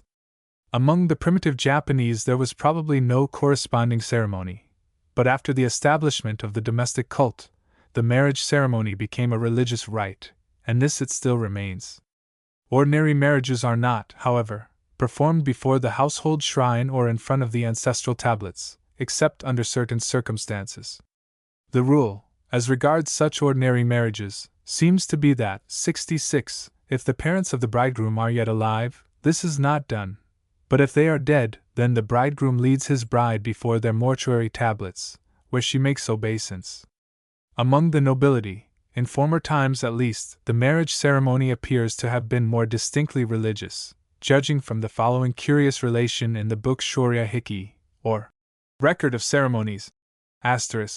At the weddings of the great, the bridal chamber is composed of 3 rooms thrown into one, by removal of the sliding screens ordinarily separating them, and newly decorated. The shrine for the image of the family god is placed upon a shelf adjoining the sleeping place. It is noteworthy also that imperial marriages are always officially announced to the ancestors, and that the marriage of the heir apparent, or other male offspring of the imperial house, is performed before the Kashiko Dokoro, or imperial temple of the ancestors, which stands within the palace grounds. That was the case at the marriage of the present crown prince. As a general rule, it would appear that the evolution of the marriage ceremony in Japan chiefly followed Chinese precedent, and in the Chinese patriarchal family the ceremony is in its own way quite as much of a religious rite as the early Greek or Roman marriage. And though the relation of the Japanese 67 rite to the family cult is less marked, it becomes sufficiently clear upon investigation. The alternate drinking of rice wine, by bridegroom and bride, from the same vessels, corresponds in a sort to the Roman conferratio. By the wedding rite the bride is adopted into the family religion. She is adopted not only by the living but by the dead. She must thereafter revere the ancestors of her husband as her own ancestors, and should there be no elders in the household, it will become her duty to make the offerings, as representative of her husband. With the cult of her own family she has nothing more to do, and the funeral ceremonies performed upon her departure from the parental roof, the solemn sweeping out of the house rooms, the lighting of the death fire before the gate, are significant of this religious separation. The translation is Mr. Mitford's. There are no images of the family god, and I suppose that the family's Shinto shrine is meant, with its ancestral tablets. Speaking of the Greek and Roman marriage, M. de Coulanges observes, "Until religion any pervade pas admettre la polygamy," as relating to the highly developed domestic cult of those communities considered by the author of La Cite Antique, his statement will scarcely be called in question. But as regards ancestor worship in general, it would be incorrect, since polygamy or polygyny and polyandry may coexist with ruder forms of ancestor worship. The Western Aryan societies, in the epoch studied by M. de Coulanges, were practically 68 monogamic. The ancient Japanese society was polygynous, and polygyny persisted after the establishment of the domestic cult. In early times, the marital relation itself would seem to have been indefinite. No distinction was made between the wife and the concubines. They were classed together as women. Sato, the revival of pure Shinto, probably under Chinese influence, the distinction was afterwards sharply drawn, and with the progress of civilization, the general tendency was towards monogamy, although the ruling classes remained polygynous. In the 54th article of Iyasa's legacy, this phase of the social condition is clearly expressed, a condition which prevailed down to the present era. The position a wife holds towards a concubine is the same as that of a lord to his vassal. The emperor has 12 imperial concubines. The princes may have 8 concubines. Officers of the highest class may have 5 mistresses. A samurai may have 2 handmaids. All below this are ordinary married men. This would suggest that concubinage had long been, with some possible exceptions, an exclusive privilege, and that it should have persisted down to the period of the abolition of the daimiates and of the military class, is sufficiently explained by the militant character of the ancient society. Though 69, it is untrue that domestic ancestor worship cannot coexist with polygamy or polygyny.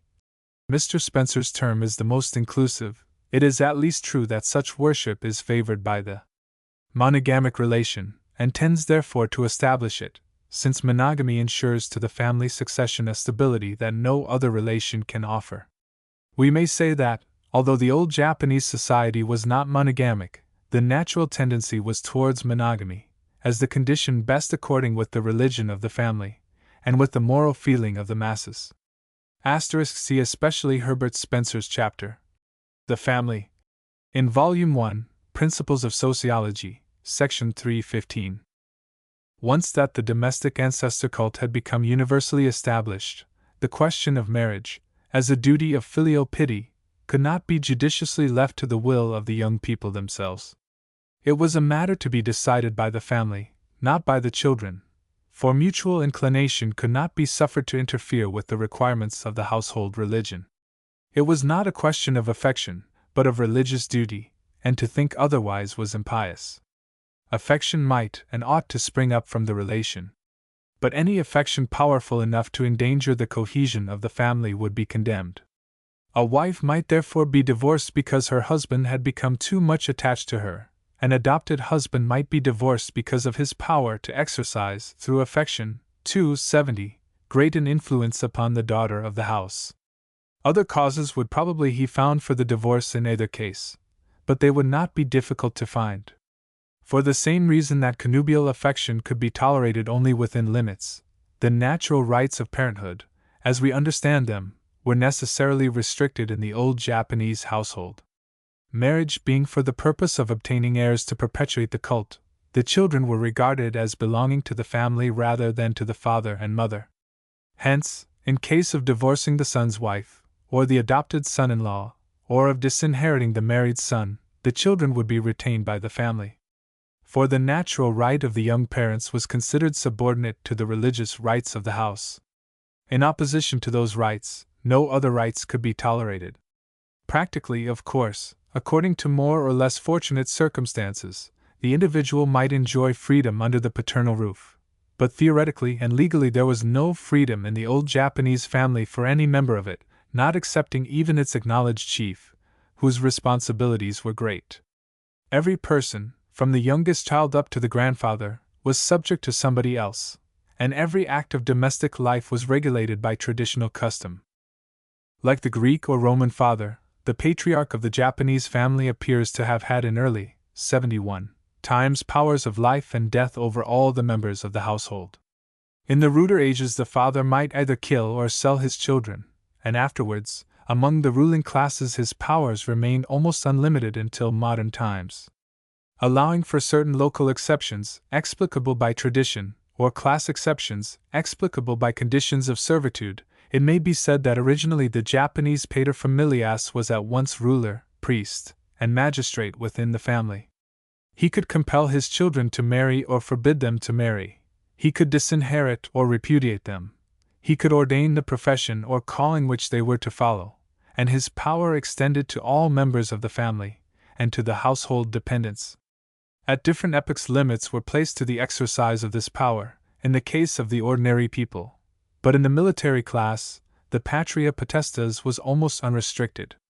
In its extreme form, the paternal power controlled everything: the right to life and liberty, the right to marry, or to keep the wife or husband already espoused, the right to one's own children, the right to hold property, the right to hold office, the right to choose or follow an occupation. The family was a despotism. It should not be forgotten, however, that the absolutism prevailing in the patriarchal family has its justification in a religious belief, in the conviction that everything should be sacrificed for the sake, 72, of the cult, and every member of the family should be ready to give up even life, if necessary, to assure the perpetuity of the succession. Remembering this, it becomes easy to understand why, even in communities otherwise advanced in civilization, it should have seemed right that a father could kill or sell his children. The crime of a son might result in the extinction of a cult through the ruin of the family, especially in a militant society like that of Japan, where the entire family was held responsible for the acts of each of its members, so that a capital offense would involve the penalty of death on the whole of the household, including the children. Again, the sale of a daughter, in time of extreme need, might save a house from ruin, and filial piety exacted submission to such sacrifice for the sake of the cult. As in the Aryan family, property descended by right of primogeniture from father to son, the eldest born, even in cases where the other property was to be divided among the children, always inheriting the homestead. The homestead property was, however, family property, and it passed to the eldest son as representative, not as individual. Generally speaking, sons could not hold property, without the father's consent, during such time as he retained his, 73, headship. As a rule, to which there were various exceptions, a daughter could not inherit, and in the case of an only daughter, for whom a husband had been adopted, the homestead property would pass to the adopted husband, because, until within recent times, a woman could not become the head of a family. This was the case also in the Western Aryan household, in ancestor-worshipping times. The laws of succession in old Japan differed considerably according to class, place, and era. The entire subject has not yet been fully treated, and only a few safe general statements can be ventured at the present time. To modern thinking, the position of woman in the old Japanese family appears to have been the reverse of happy. As a child, she was subject, not only to the elders, but to all the male adults of the household. Adopted into another household as wife, she merely passed into a similar state of subjection, unalleviated by the affection which parental and fraternal ties assured her in the ancestral home. Her retention in the family of her husband did not depend upon his affection, but upon the will of the majority, and especially of the elders. Divorced, she could not claim her children; they belonged to the family of the husband. In any event, her duties as wife were more trying than those of a hired servant. Only in old age could she hope to exercise some authority. But even in old age she was under tutelage; throughout her entire life she was in tutelage. "A woman can have no house of her own in the three universes," declared an old Japanese proverb. Neither could she have a cult of her own. There was no special cult for the women of a family. 74. No ancestral right distinct from that of the husband. And the higher the rank of the family into which she entered by marriage, the more difficult would be her position. For a woman of the aristocratic class no freedom existed. She could not even pass beyond her own gate except in a palanquin, kago, or under escort, and her existence as a wife was likely to be embittered by the presence of concubines in the house. Such was the patriarchal family in old times, yet it is probable that conditions were really better than the laws and the customs would suggest. The race is a joyous and kindly one, and it discovered, long centuries ago, many ways of smoothing the difficulties of life, and of modifying the harsher exactions of law and custom. The great powers of the family head were probably but seldom exercised in cruel directions. He might have legal rights of the most formidable character, but these were required by reason of his responsibilities, and were not likely to be used against communal judgment. It must be remembered that the individual was not legally considered in former times. The family only was recognized, and the head of it legally existed only as representative. If he erred, the whole family was liable to suffer the penalty of his error. Furthermore, every extreme exercise of his authority involved proportionate responsibilities. He could, 75, divorce his wife, or compel his son to divorce the adopted daughter-in-law, but in either case he would have to account for this action to the family of the divorced, and the divorce right, especially in the samurai class, was greatly restrained by the fear of family resentment, the unjust dismissal of a wife being counted as an insult to her kindred. He might disinherit an only son, but in that event he would be obliged to adopt a kinsman. He might kill or sell either son or daughter, but unless he belonged to some abject class, he would have to justify his action to the community. He might be reckless in his management of the family property, but in that case an appeal to communal authority was possible, and the appeal might result in his deposition.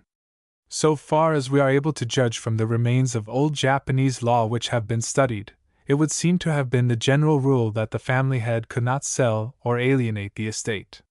Though the family rule was despotic, it was the rule of a body rather than of a chief, the family head really exercising authority in the name of the rest. In this sense, the family still remains a despotism, but the powers of its legal head are now checked, from within as well as from without. 76. By later custom. The acts of adoption, disinheritance, marriage, or divorce are decided usually by general consent, and the decision of the household and kindred is required in the taking of any important step to the disadvantage of the individual. Samurai fathers might kill a daughter convicted of unchastity, or kill a son guilty of any action calculated to disgrace the family name. But they would not sell a child. The sale of daughters was practiced only by the abject classes, or by families of other castes reduced to desperate extremities. A girl might, however, sell herself for the sake of her family. Of course, the old family organization had certain advantages which compensated the individual for his state of subjection. It was a society of mutual help, and it was not less powerful to give aid than to enforce obedience. Every member could do something to assist another member in case of need. Each had a right to the protection of all. This remains true of the family today. In a well-conducted household, where every act is performed according to the old forms of courtesy and kindness, where no harsh word is ever spoken, where the young look up to the aged with affectionate respect, where those whom years have incapacitated for more active duty take upon themselves the care of the children, and render priceless service in teaching and training, an ideal condition has been realized. The daily life of such a home, in which the endeavor of each is to make existence as pleasant as possible for all, in which the bond of union is really love and gratitude, represents religion in the best and purest sense, and the place is holy. It remains to speak of the dependents in the 77 ancient family. Though the fact has not yet been fully established, it is probable that the first domestics were slaves or serfs, and the condition of servants in later times, especially of those in families of the ruling classes, was much like that of slaves in the early Greek and Roman families. Though necessarily treated as inferiors, they were regarded as members of the household. They were trusted familiars, permitted to share in the pleasures of the family, and to be present at most of its reunions. They could legally be dealt with harshly, but there is little doubt that, as a rule, they were treated kindly, absolute loyalty being expected from them. The best indication of their status in past times is furnished by yet surviving customs. Though the power of the family over the servant no longer exists in law or in fact, the pleasant features of the old relation continue, and they are of no little interest. The family takes a sincere interest in the welfare of its domestics, almost such interest as would be shown in the case of poorer kindred. Formerly, the family furnishing servants to a household of higher rank stood to the latter in the relation of vassal to liege lord, and between the two there existed a real bond of loyalty and kindliness. The occupation of servant was then hereditary. Children were trained for the duty from an early age. After the manservant or maidservant had arrived at a certain age, permission to 78 marry was accorded, and the relation of service then ceased, but not the bond of loyalty. The children of the married servants would be sent, when old enough, to work in the house of the master, and would leave it only when the time also came for them to marry. Relations of this kind still exist between certain aristocratic families and former vassal families, and conserve some charming traditions and customs of hereditary service, unchanged for hundreds of years. In feudal times, of course, the bond between master and servant was of the most serious kind, the latter being expected, in case of need, to sacrifice life and all else for the sake of the master or of the master's household. This also was the loyalty demanded of the Greek and Roman domestic, before there had yet come into existence that inhuman form of servitude which reduced the toilet to the condition of a beast of burden, and the relation was partly a religious one. There does not seem to have been in ancient Japan any custom corresponding to that, described by M. de Calanges, of adopting the Greek or Roman servant into the household cult. But as the Japanese vassal families furnishing domestics were, as vassals, necessarily attached to the clan cult of their lord, the relation of the servant to the family was to some extent a religious bond. 79. The reader will be able to understand, from the facts of this chapter, to what extent the individual was sacrificed to the family, as a religious body. From servant to master, up through all degrees of the household hierarchy, the law of duty was the same, obedience absolute to custom and tradition. The ancestral cult permitted no individual freedom. Nobody could live according to his or her pleasure. Every one had to live according to rule. The individual did not even have a legal existence. The family was the unit of society. Even its patriarch existed in law as representative only, responsible both to the living and the dead. His public responsibility, however, was not determined merely by civil law. It was determined by another religious bond, that of the ancestral cult of the clan or tribe, and this public form of ancestor worship was even more exacting than the religion of the home. 81. The communal cult. As by the religion of the household each individual was ruled in every action of domestic life, so, by the religion of the village or district the family was ruled in all its relations to the outer world. Like the religion of the home, the religion of the commune was ancestor worship. What the household shrine represented to the family, the Shinto parish temple represented to the community, and the deity there worshipped as tutelar god was called the jigami, the god of the Uji, which term originally signified the patriarchal family or gens, as well as the family name. Some obscurity still attaches to the question of the original relation of the community to the Uji god. Hirata declares the god of the Uji to have been the common ancestor of the clan family, the ghost of the first patriarch, and this opinion, allowing for sundry exceptions, is almost certainly correct. But it is difficult to decide whether the Uji Keo, or children of the family, as Shinto parishioners are still termed, at first included only the descendants of the clan ancestor, or also the whole of the inhabitants, 82, of the district ruled by the clan. It is certainly not true at the present time that the tutelar deity of each Japanese district represents the common ancestor of its inhabitants, though, to this general rule, there might be found exception in some of the remoter provinces. Most probably the god of the Uji was first worshipped by the people of the district rather as the spirit of a former ruler, or the patron god of a ruling family, than as the spirit of a common ancestor. It has been tolerably well proved that the bulk of the Japanese people were in a state of servitude from before the beginning of the historic period, and so remained until within comparatively recent times. The subject classes may not have had at first a cult of their own; their religion would most likely have been that of their masters. In later times the vassal was certainly attached to the cult of the lord. But it is difficult as yet to venture any general statement as to the earliest phase of the communal cult in Japan, for the history of the Japanese nation is not that of a single people of one blood, but a history of many clan groups, of different origin, gradually brought together to form one huge patriarchal society. However, it is quite safe to assume, with the best native authorities, that the Ujigami were originally clan deities, and that they were usually, though not invariably, worshipped as clan ancestors. 83. Some Ujigami belonged to the historic period. The war god Hachiman, for example, to whom parish temples are dedicated in almost every large city, is the apotheosized spirit of the Emperor Ajin, patron of the famed Minamoto clan. This is an example of Ujigami worship in which the clan god is not an ancestor. But in many instances the Ujigami is really the ancestor of an Uji, as in the case of the great deity of Kasuga, from whom the Fujiwara clan claimed descent. Altogether there were in ancient Japan, after the beginning of the historic era, 1182 clans, great and small, and these appear to have established the same number of cults. We find, as might be expected, that the temples now called Ujigami, which is to say, Shinto parish temples in general, are always dedicated to a particular class of divinities, and never dedicated to certain other gods.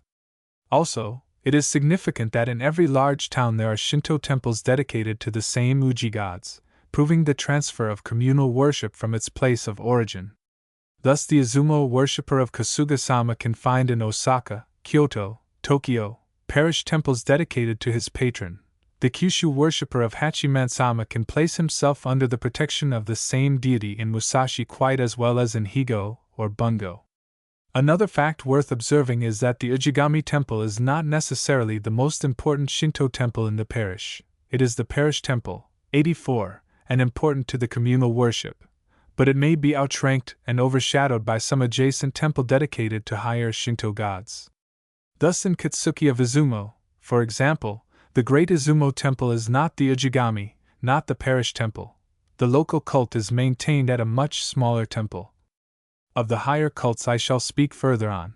For the present let us consider only the communal cult, in its relation to communal life.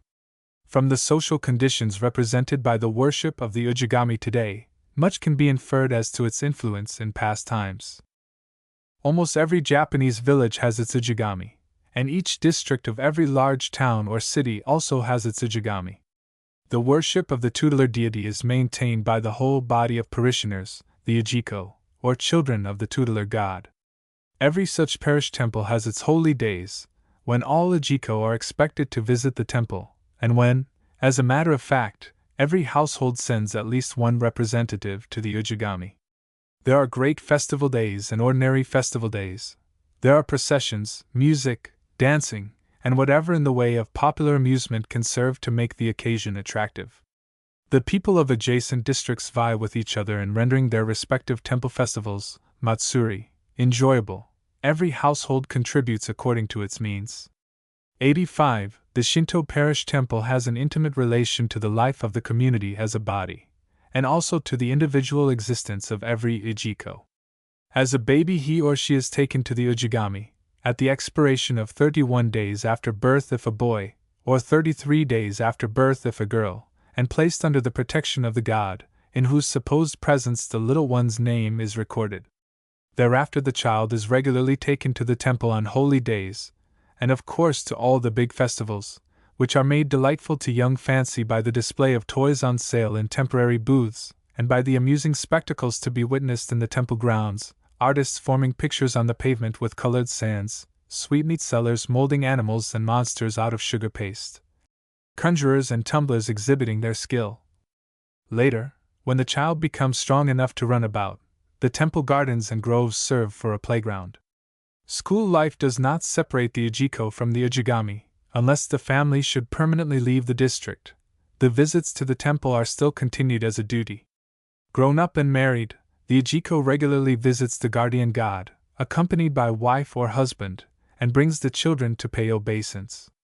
If obliged to make a long journey, or to quit the district forever, the Ujiko pays a farewell visit to the Ujigami, as well as to the tombs of the family ancestors, and on returning to one's native place after prolonged, 86, absence, the first visit is to the god. I have more than once been touched by the spectacle of soldiers at prayer before lonesome little temples in country places, soldiers but just returned from Korea, China, or Formosa. Their first thought on reaching home was to utter their thanks to the god of their childhood, whom they believed to have guarded them in the hour of battle and the season of pestilence. The best authority on the local customs and laws of old Japan, John Henry Wigmore, remarks that the Shinto cult had few relations with local administration. In his opinion, the Ujigami were the deified ancestors of certain noble families of early times, and their temples continued to be in the patronage of those families. The office of the Shinto priest, or god master, Kannushi, was, and still is, hereditary, and, as a rule, any Kannushi can trace back his descent from the family of which the Ujigami was originally the patron god. But the Shinto priests, with some few exceptions, were neither magistrates nor administrators, and Professor Wigmore thinks that this may have been due to the lack of administrative organization within the cult itself. Asterisk 87, this would be an adequate explanation. But in spite of the fact that they exercised no civil function, I believe it can be shown that Shinto priests had, and still have, powers above the law. Their relation to the community was of an extremely important kind. Their authority was only religious, but it was heavy and irresistible. Asterisk the vague character of the Shinto hierarchy is probably best explained by Mr. Spencer in Chapter 8 of the third volume of Principles of Sociology. The establishment of an ecclesiastical organization separate from the political organization, but akin to it in its structure, appears to be largely determined by the rise of a decided distinction in thought between the affairs of this world and those of a supposed other world. Where the two are conceived as existing in continuity, or as intimately related, the organizations appropriate to their respective administrations remain either identical or imperfectly distinguished. If the Chinese are remarkable for the complete absence of a priestly caste, it is because, along with their universal and active ancestor worship, they have preserved that inclusion of the duties of priest in the duties of ruler, which ancestor worship in its simple form shows us. Mr. Spencer remarks in the same paragraph on the fact that in ancient Japan, religion and government were the same. A distinct Shinto hierarchy was therefore never evolved. To understand this, we must remember that the Shinto priest represented the religious sentiment of his district. The social bond of each community was identical with the religious bond, the cult of the local tutelar god. It was to the Ujigami that prayers were made for success in all communal undertakings, for protection against sickness, for the triumph of the Lord in time of war, for succor in the season of famine or epidemic. The Ujigami was the giver of all good things, the special helper and guardian of the people. That this belief still prevails may be verified by anyone who studies the peasant life of Japan. It is not to the Buddhas that the farmer prays for bountiful harvests, or for rain in time of drought. It is not to the Buddhas 88 that thanks are rendered for a plentiful rice crop, but to the ancient local god. And the cult of the Ujigami embodies the moral experience of the community, represents all its cherished traditions and customs, its unwritten laws of conduct, its sentiment of duty. Now, just as an offense against the ethics of the family must, in such a society, be regarded as an impiety towards the family ancestor, so any breach of custom in the village or district must be considered as an act of disrespect to its Ujigami. The prosperity of the family depends, it is thought, upon the observance of filial piety, which is identified with obedience to the traditional rules of household conduct, and in like manner, the prosperity of the commune is supposed to depend upon the observance of ancestral custom, upon obedience to those unwritten laws of the district, which are taught to all from the time of their childhood. Customs are identified with morals. Any offense against the customs of the settlement is an offense against the gods who protect it, and therefore a menace to the public weal. The existence of the community is endangered by the crime of any of its members. Every member is therefore held accountable by the community for his conduct. Every action must conform to the traditional usages of the Ujiko. Independent exceptional conduct is a public offense. What the obligations of the individual to the 89 community signified in ancient times may therefore be imagined. He had certainly no more right to himself than had the Greek citizen 3,000 years ago, probably not so much. Today, though laws have been greatly changed, he is practically in much the same condition. The mere idea of the right to do as one pleases, within such limits as are imposed on conduct by English and American societies, for example, could not enter into his mind. Such freedom, if explained to him, he would probably consider as a condition morally comparable to that of birds and beasts. Among ourselves, the social regulations for ordinary people chiefly settle what must not be done. But what one must not do in Japan, though representing a very wide range of prohibition, means much less than half of the common obligation. What one must do is still more necessary to learn. Let us briefly consider the restraints which custom places upon the liberty of the individual. First of all, be it observed that the communal will reinforces the will of the household, compels the observance of filial piety. Even the conduct of a boy, who has passed the age of childhood, is regulated not only by the family, but by the public. He must obey the household, and he must also obey public opinion in regard to his domestic relations. Any marked act of disrespect, inconsistent, 90, with filial piety, would be judged and rebuked by all. When old enough to begin work or study, a lad's daily conduct is observed and criticized, and at the age when the household law first tightens about him, he also commences to feel the pressure of common opinion. On coming of age, he has to marry, and the idea of permitting him to choose a wife for himself is quite out of the question. He is expected to accept the companion selected for him.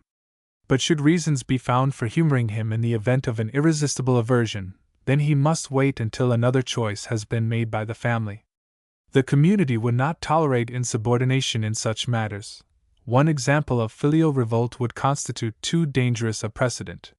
When the young man at last becomes the head of a household, and responsible for the conduct of its members, he is still constrained by public sentiment to accept advice in his direction of domestic affairs. He is not free to follow his own judgment, in certain contingencies. For example, he is bound by custom to furnish help to relatives, and he is obliged to accept arbitration in the event of trouble with them. He is not permitted to think of his own wife and children only. Such conduct would be deemed intolerably selfish. He must be able to act, to outward seeming at least, as if uninfluenced by paternal or marital affection in his public conduct. Even supposing that, later in life, he should be, 91, appointed to the position of village or district headman, his right of action and judgment would be under just as much restriction as before. Indeed, the range of his personal freedom actually decreases in proportion to his ascent in the social scale. Nominally he may rule as headman. Practically his authority is only lent to him by the commune, and it will remain to him just so long as the commune pleases. For he is elected to enforce the public will, not to impose his own, to serve the common interests, not to serve his own, to maintain and confirm custom, not to break with it. Thus, though appointed chief, he is only the public servant, and the least free man in his native place. Various documents translated and published by Professor Wigmore, in his Notes on Land Tenure and Local Institutions in Old Japan, give a startling idea of the minute regulation of communal life in country districts during the period of the Tokugawa shoguns. Much of the regulation was certainly imposed by higher authority, but it is likely that a considerable portion of the rules represented old local custom. Such documents were called kumicho or kumi enactments. They established the rules of conduct to be observed by all the members of a village community, and their social interest is very great. By personal inquiry, I have learned that in various parts of the country, rules much like those recorded in the kumicho are still enforced by village custom. I select a few examples from Professor Wigmore's translation. Down to the close of the feudal period, the mass of the population throughout the country, in the great cities as well as in the villages, was administratively ordered by groups of families, or rather of households, called kumi, or companies. The general number of households in a kumi was 5, but there were in some provinces kumi consisting of 6, and of 10, households. The heads of the households composing a kumi elected one of their number as chief, who became the responsible representative of all the members of the kumi. The origin and history of the kumi system is obscure. A similar system exists in China and in Korea. Professor Wigmore's reasons for doubting that the Japanese kumi system had a military origin appear to be cogent. Certainly the system greatly facilitated administration. To superior authority the kumi was responsible, not the single household. 92. If there be any of our number who are unkind to parents, or neglectful or disobedient, we will not conceal it or condone it, but will report it. We shall require children to respect their parents, servants to obey their masters, husbands and wives and brothers and sisters to live together in harmony, and the younger people to revere and to cherish their elders. Each kumi, group of 5 households, shall carefully watch over the conduct of its members, so as to prevent wrongdoing. If any member of a kumi, whether farmer, merchant, or artisan, is lazy, and does not attend properly to his business, the Bangashira, chief officer, will advise him, warn him, and lead him into better ways. If the person does not listen to this advice, and becomes angry and obstinate, he is to be reported to the Tashiori, village elder. When men who are quarrelsome and who like to, 93, indulge in late hours away from home will not listen to admonition, we will report them. If any other kumi neglects to do this, it will be part of our duty to do it for them. All those who quarrel with their relatives, and refuse to listen to their good advice, or disobey their parents, or are unkind to their fellow villagers, shall be reported to the village officers. Dancing, wrestling, and other public shows shall be forbidden. Singing and dancing girls and prostitutes shall not be allowed to remain a single night in the Mura, village. Quarrels among the people shall be forbidden. In case of dispute the matter shall be reported. If this is not done, all parties shall be indiscriminately punished. Speaking disgraceful things of another man, or publicly posting him as a bad man, even if he is so, is forbidden. Filial piety and faithful service to a master should be a matter of course, but when there is any one who is especially faithful and diligent in these things, we promise to report him, for recommendation to the government. As members of a kumi we will cultivate friendly feeling even more than with our relatives, and will promote each other's happiness, as well as share each other's griefs. If there is an unprincipled or lawless person in a kumi, we will all share the responsibility for him. Asterisk. Asterisk. Notes on Land Tenure and Local Institutions in Old Japan. Transactions Asiatic Society of Japan, Volume 19, Part 1. I have chosen the quotations from different kumicho, and arranged them illustratively. 94. The above are samples of the moral regulations only. There were even more minute regulations about other duties. For instance, when a fire occurs, the people shall immediately hasten to the spot, each bringing a bucket full of water, and shall endeavor, under direction of the officers, to put the fire out.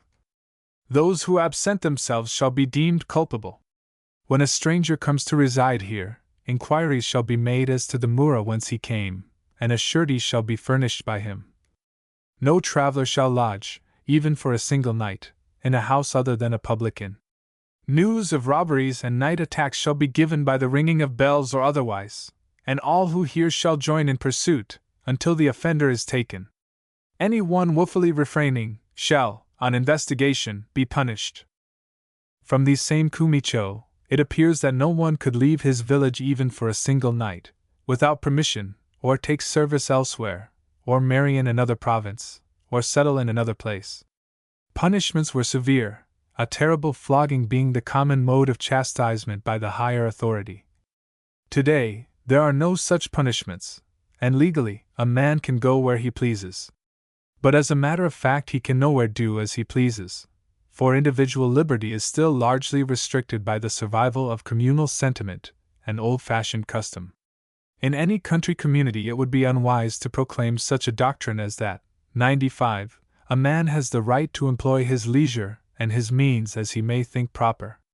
No man's time or money or effort can be considered exclusively his own, nor even the body that his ghost inhabits. His right to live in the community rests solely upon his willingness to serve the community, and whoever may need his help or sympathy has the privilege of demanding it. That a man's house is his castle cannot be asserted in Japan, except in the case of some high potentate. No ordinary person can shut his door to lock out the rest of the world. Everybody's house must be open to visitors. To close its gates by day would be regarded as an insult to the community, sickness affording no excuse. Only persons in very great authority have the right of making themselves inaccessible. And to displease the community in which one lives, especially if the community be a rural one, is a serious matter. When a community is displeased, it acts as an individual. It may consist of 500, 1,000, or several thousand persons, but the thinking of all is the thinking of one. By a single serious mistake, a man may find himself suddenly placed in solitary opposition to the common will, isolated, and most effectively ostracized. The silence and the softness of the hostility only render it all the more alarming. This is the ordinary form of punishment for a grave offense against custom. Violence is rare, and when resorted to is intended, except in 96, some extraordinary cases presently to be noticed, as a mere correction, the punishment of a blunder. In certain rough communities, blunders endangering life are immediately punished by physical chastisement, not in anger, but on traditional principle. Once I witnessed at a fishing settlement a chastisement of this kind. Men were killing tunny in the surf, the work was bloody and dangerous, and in the midst of the excitement, one of the fishermen struck his killing spike into the head of a boy. Everybody knew that it was a pure accident, but accidents involving danger to life are rudely dealt with, and this blunderer was instantly knocked senseless by the men nearest him, then dragged out of the surf and flung down on the sand to recover himself as best he might. No word was said about the matter, and the killing went on as before. Young fishermen, I am told, are roughly handled by their fellows on board a ship, in the case of any error involving risk to the vessel. But as I have already observed, only stupidity is punished in this fashion, and ostracism is much more dreaded than violence. There is, indeed, only one yet heavier punishment than ostracism, namely, banishment, either for a term of years or for life. Banishment must in old feudal times have been a very serious penalty. It is a serious penalty even today, under the new order of things. In former years, the man expelled from his native place by the 97 communal will, cast out from his home, his clan, his occupation, found himself face to face with misery absolute. In another community there would be no place for him, unless he happened to have relatives there, and these would be obliged to consult with the local authorities, and also with the officials of the fugitive's native place, before venturing to harbor him. No stranger was suffered to settle in another district than his own without official permission. Old documents are extant which record the punishments inflicted upon households for having given shelter to a stranger under pretense of relationship. A banished man was homeless and friendless. He might be a skilled craftsman, but the right to exercise his craft depended upon the consent of the guild representing that craft in the place to which he might go, and banished men were not received by the guilds. He might try to become a servant, but the commune in which he sought refuge would question the right of any master to employ a fugitive and a stranger. His religious connections could not serve him in the least, the code of communal life was decided not by Buddhist, but by Shinto ethics. Since the gods of his birthplace had cast him out, and the gods of any other locality had nothing to do with his original cult, there was no religious help for him. Besides, the mere fact of his being a refugee was itself proof that he must have offended against his own cult. 98. In any event, no stranger could look for sympathy among strangers. Even now, to take a wife from another province is condemned by local opinion. It was forbidden in feudal times. One is still expected to live, work, and marry in the place where one has been born, though, in certain cases, and with the public approval of one's own people, adoption into another community is tolerated. Under the feudal system, there was incomparably less likelihood of sympathy for the stranger, and banishment signified hunger, solitude, and privation unspeakable. For be it remembered that the legal existence of the individual, at that period, ceased entirely outside of his relation to the family and to the commune. Everybody lived and worked for some household, every household for some clan. Outside of the household, and the related aggregate of households, there was no life to be lived, except the life of criminals, beggars, and pariahs. Save with official permission, one could not even become a Buddhist monk. The very outcasts, such as the ETA classes, formed self-governing communities, with traditions of their own, and would not voluntarily accept strangers. So the banished man was most often doomed to become a Heinen, one of that wretched class of wandering pariahs who were officially termed not men, and lived by beggary, or by the exercise of some vulgar profession, such as that of ambulant musician or, 99, mountebank. In more ancient days a banished man could have sold himself into slavery, but even this poor privilege seems to have been withdrawn during the Tokugawa era. We can scarcely imagine today the conditions of such banishment. To find a Western parallel, we must go back to ancient Greek and Roman times long preceding the empire. Banishment then signified religious excommunication, and practically expulsion from all civilized society, since there yet existed no idea of human brotherhood, no conception of any claim upon kindness except the claim of kinship. The stranger was everywhere the enemy. Now in Japan, as in the Greek city of old time, the religion of the tutelar god has always been the religion of a group only, the cult of a community. It never became even the religion of a province. The higher cults, on the other hand, did not concern themselves with the individual. His religion was only of the household and of the village or district. The cults of other households and districts were entirely distinct. One could belong to them only by adoption, and strangers, as a rule, were not adopted. Without a household or a clan cult, the individual was morally and socially dead, for other cults and clans excluded him. When cast out by the domestic cult that regulated his private life, and by the local cult that ordered his life in relation to the community, he simply ceased to exist in relation to human society. 100. How small were the chances in past times for personality to develop and assert itself may be imagined from the foregoing facts. The individual was completely and pitilessly sacrificed to the community. Even now, the only safe rule of conduct in a Japanese settlement is to act in all things according to local custom, for the slightest divergence from rule will be observed with disfavor. Privacy does not exist, nothing can be hidden, everybody's vices or virtues are known to everybody else. Unusual behavior is judged as a departure from the traditional standard of conduct. All oddities are condemned as departures from custom, and tradition and custom still have the force of religious obligations. Indeed, they really are religious and obligatory, not only by reason of their origin, but by reason of their relation also to the public cult, which signifies the worship of the past. It is therefore easy to understand why Shinto never had a written code of morals, and why its greatest scholars have declared that a moral code is unnecessary. In that stage of religious evolution which ancestor worship represents, there can be no distinction between religion and ethics, nor between ethics and custom. Government and religion are the same, custom and law are identified. The ethics of Shinto were all included in conformity to custom. The traditional rules of the household, the traditional laws of the commune, these were, 101, the morals of Shinto. To obey them was religion, to disobey them, impiety. And, after all, the true significance of any religious code, written or unwritten, lies in its expression of social duty, its doctrine of the right and wrong of conduct, its embodiment of a people's moral experience. Really, the difference between any modern ideal of conduct, such as the English, and the patriarchal ideal, such as that of the early Greeks or of the Japanese, would be found on examination to consist mainly in the minute extension of the older conception to all details of individual life. Assuredly, the religion of Shinto needed no written commandment. It was taught to everybody from childhood by precept and example, and any person of ordinary intelligence could learn it. When a religion is capable of rendering it dangerous for anybody to act outside of rules, the framing of a code would be obviously superfluous.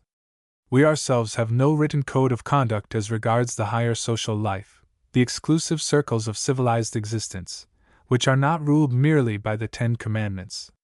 The knowledge of what to do in those zones, and of how to do it, can come only by training, by experience, by observation, and by the intuitive recognition of the reason of things. And now to return to the question of the authority of the Shinto priest as representative of communal, 102, sentiment, an authority which I believe to have been always very great. Striking proof that the punishments inflicted by a community upon its erring members were originally inflicted in the name of the tutelar god is furnished by the fact that manifestations of communal displeasure still assume, in various country districts, a religious character. I have witnessed such manifestations, and I am assured that they still occur in most of the provinces. But it is in remote country towns or isolated villages, where traditions have remained almost unchanged, that one can best observe these survivals of antique custom. In such places the conduct of every resident is closely watched and rigidly judged by all the rest.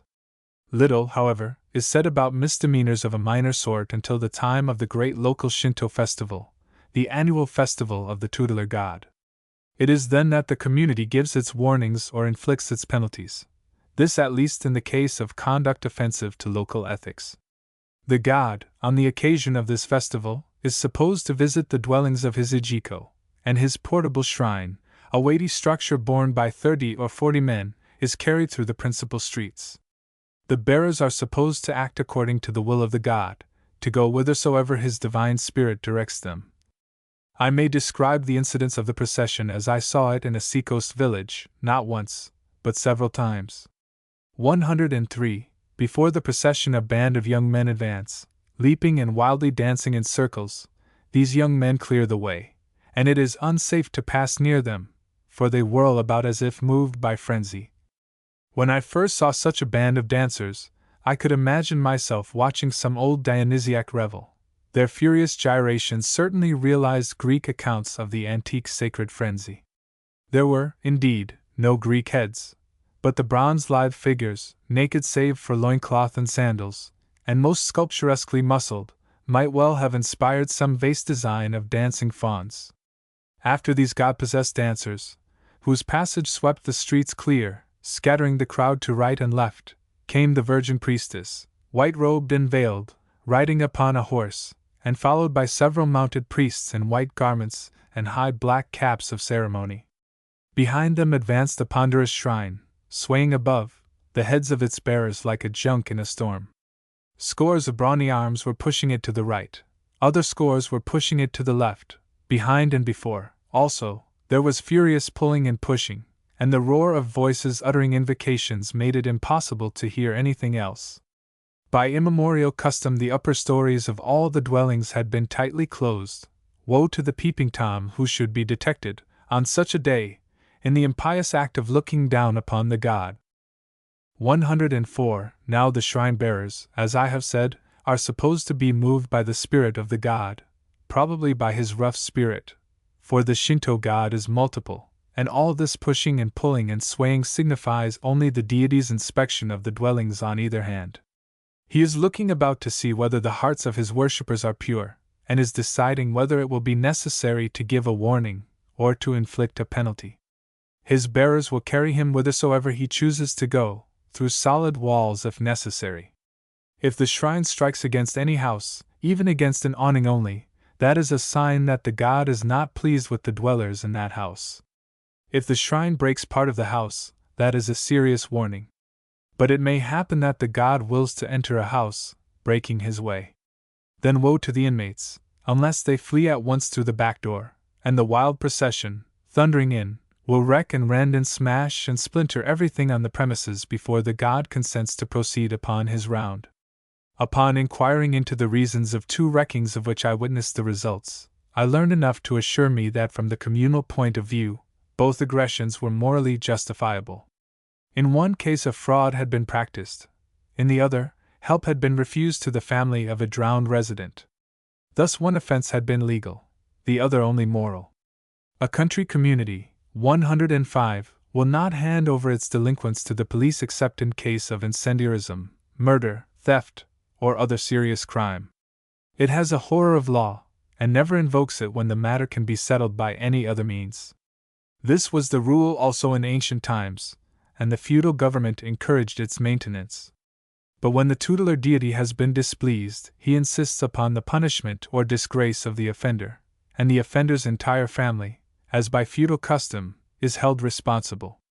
The victim can invoke the new law, if he dares, and bring the wreckers of his home into court, and recover damages, for the modern police courts are not ruled by Shinto.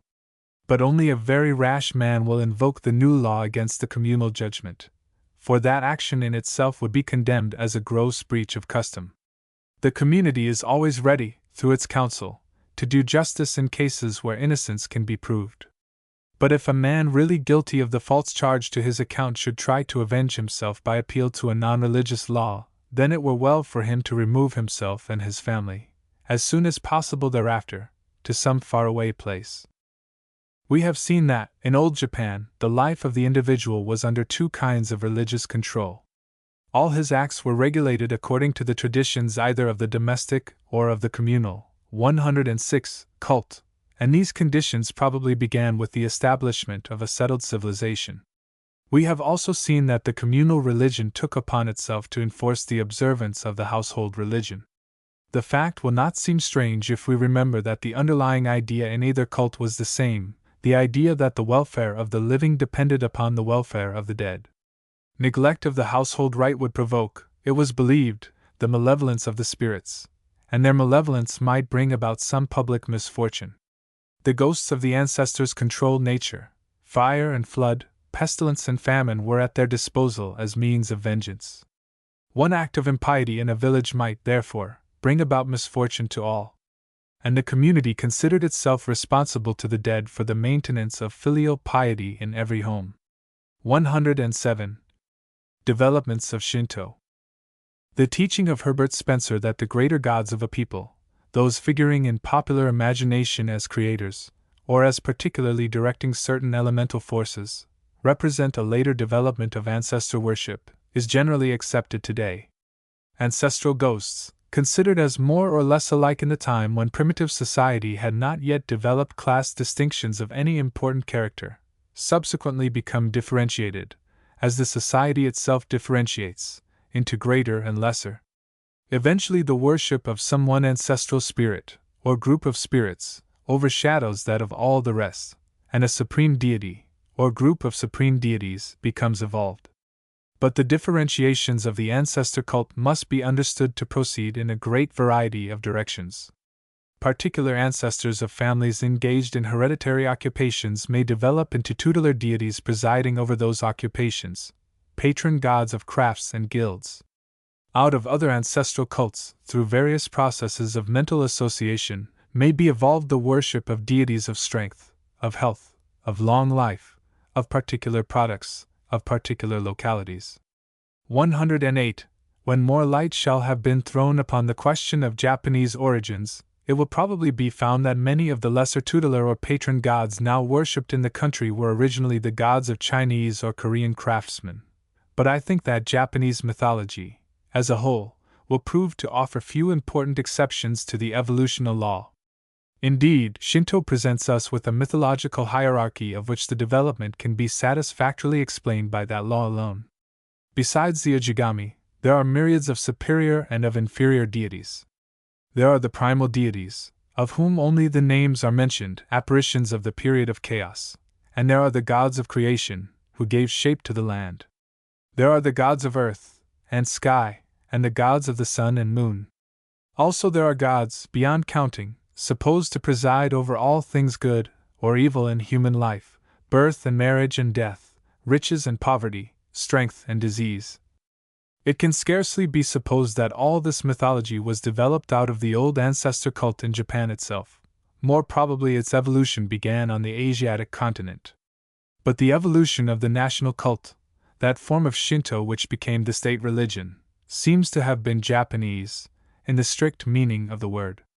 This cult is the worship of the gods from whom the emperors claim descent, the worship of the imperial ancestors. 109. It appears that the early emperors of Japan, the heavenly sovereigns, as they are called in the old records, were not emperors at all in the true meaning of the term, and did not even exercise universal authority. They were only the chiefs of the most powerful clan, or uji, and their special ancestor cult had probably in that time no dominant influence.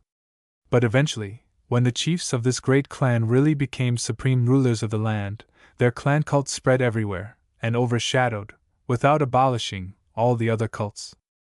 Then arose the national mythology. We therefore see that the course of Japanese ancestor worship, like that of Aryan ancestor worship, exhibits those three successive stages of development before mentioned. It may be assumed that on coming from the continent to their present island home, the race brought with them a rude form of ancestor worship, consisting of little more than rites and sacrifices performed at the graves of the dead. When the land had been portioned out among the various clans, each of which had its own ancestor cult, all the people of the district belonging to any particular clan would eventually adopt the religion of the clan ancestor, and thus arose the 1,000 cults of the Ujigami. Still later, the special cult of the most powerful clan developed into a national religion, the worship of the goddess of the sun, 110, from whom the supreme ruler claimed descent. Then, under Chinese influence, the domestic form of ancestor worship was established in lieu of the primitive family cult. Thereafter offerings and prayers were made regularly in the home, where the ancestral tablets represented the tombs of the family dead. But offerings were still made, on special occasions, at the graves, and the three Shinto forms of the cult, together with later forms of Buddhist introduction, continued to exist, and they rule the life of the nation today. It was the cult of the supreme ruler that first gave to the people a written account of traditional beliefs. The mythology of the reigning house furnished the scriptures of Shinto, and established ideas linking together all the existing forms of ancestor worship. All Shinto traditions were by these writings blended into one mythological history, explained upon the basis of one legend. The whole mythology is contained in 2 books, of which English translations have been made. The oldest is entitled Keojiki, or Records of Ancient Matters, and it is supposed to have been compiled in the year 712 AD. The other, and much larger work is called Nihongi, Chronicles of Nihon, Japan, and dates from about 720 AD. Both works profess to be histories, but a large portion of them is mythological, and either begins with the story of creation. 111 They were compiled mostly, from oral tradition we are told, by imperial order. It is said that a yet earlier work, dating from the 7th century, may have been drawn upon, but this has been lost. No great antiquity can, therefore, be claimed for the texts as they stand, but they contain traditions which must be very much older, possibly thousands of years older. The Keojiki is said to have been written from the dictation of an old man of marvelous memory, and the Shinto theologian Hirata would have us believe that traditions thus preserved are especially trustworthy. It is probable, he wrote, that those ancient traditions, preserved for us by exercise of memory, have for that very reason come down to us in greater detail than if they had been recorded in documents. Besides, men must have had much stronger memories in the days before they acquired the habit of trusting to written characters for facts which they wished to remember, as is shown at the present time in the case of the illiterate, who have to depend on memory alone. We must smile at Hirata's good faith in the changelessness of oral tradition, but I believe that folklorists would discover in the character of the older myths intrinsic evidence of immense antiquity. Chinese influence is discernible in both works, yet certain parts have a particular quality not to be found, I imagine, in anything Chinese, a primeval artlessness, a weirdness, and a strangeness, 112, having nothing in common with other mythical literature. For example, we have, in the story of Izanagi, the world maker, visiting the shades to recall his dead spouse, a myth that seems to be purely Japanese. The archaic naivete of the recital must impress anybody who studies the literal translation. I shall present only the substance of the legend, which has been recorded in a number of different versions ***C for these different versions Aston's translation of the Nihongi, Vol I. When the time came for the fire god Kagutsuchi to be born, his mother, Izanami no Mikoto, was burnt, and suffered change, and departed. Then Izanagi no Mikoto was wroth and said, "Oh, that I should have given my loved younger sister in exchange for a single child!" He crawled at her head and he crawled at her feet, weeping and lamenting, and the tears which he shed fell down and became a deity. Thereafter Izanagi no Mikoto went after Izanami no Mikoto into the land of Yomi, the world of the dead. Then Izanami no Mikoto, appearing still as she was when alive, lifted the curtain of the palace of the dead, and came forth to meet him, and they talked together. And Izanagi no Mikoto said to her, "I have come because I sorrowed for thee, my lovely younger sister. O my lovely younger sister, the lands that I and thou are making together are not 113 yet finished. Therefore come back." Then Izanami no Mikoto made answer, saying, "My august lord and husband, lamentable it is that thou didst not come sooner, for now I have eaten of the cooking range of Yomi. Nevertheless, as I am thus delightfully honored by thine entry here, my lovely elder brother, I wish to return with thee to the living world. Now I go to discuss the matter with the gods of Yomi. Wait thou here, and look not upon me." So having spoken, she went back, and Izanagi waited for her. But she tarried so long within that he became impatient. Then, taking the wooden comb that he wore in the left bunch of his hair, he broke off a tooth from one end of the comb and lighted it, and went in to look for Izanami no Mikoto. But he saw her lying swollen and festering among worms, and 8 kinds of thunder gods sat upon her. And Izanagi, being overawed by that sight, would have fled away, but Izanami rose up, crying, "Thou hast put me to shame! Why didst thou not observe that which I charged thee? Thou hast seen my nakedness, now I will see thine!" And she bade the ugly females of Yomi to follow after him, and slay him, and the 8 thunders also pursued him, and Izanami herself pursued him. Then Izanagi no Mikoto drew his sword, and flourished it behind him as he ran. But they followed close upon him. He took off his black headdress and flung it down, 114, and it became changed into grapes, and while the ugly ones were eating the grapes, he gained upon them. But they followed quickly, and he then took his comb and cast it down, and it became changed into bamboo sprouts, and while the ugly ones were devouring the sprouts, he fled on until he reached the mouth of Yomi.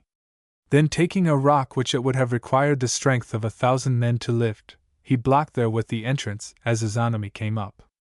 And standing behind the rock, he began to pronounce the words of divorce. Then, from the other side of the rock, Izanami cried out to him, "My dear lord and master, if thou dost so, in one day will I strangle to death 1,000 of thy people."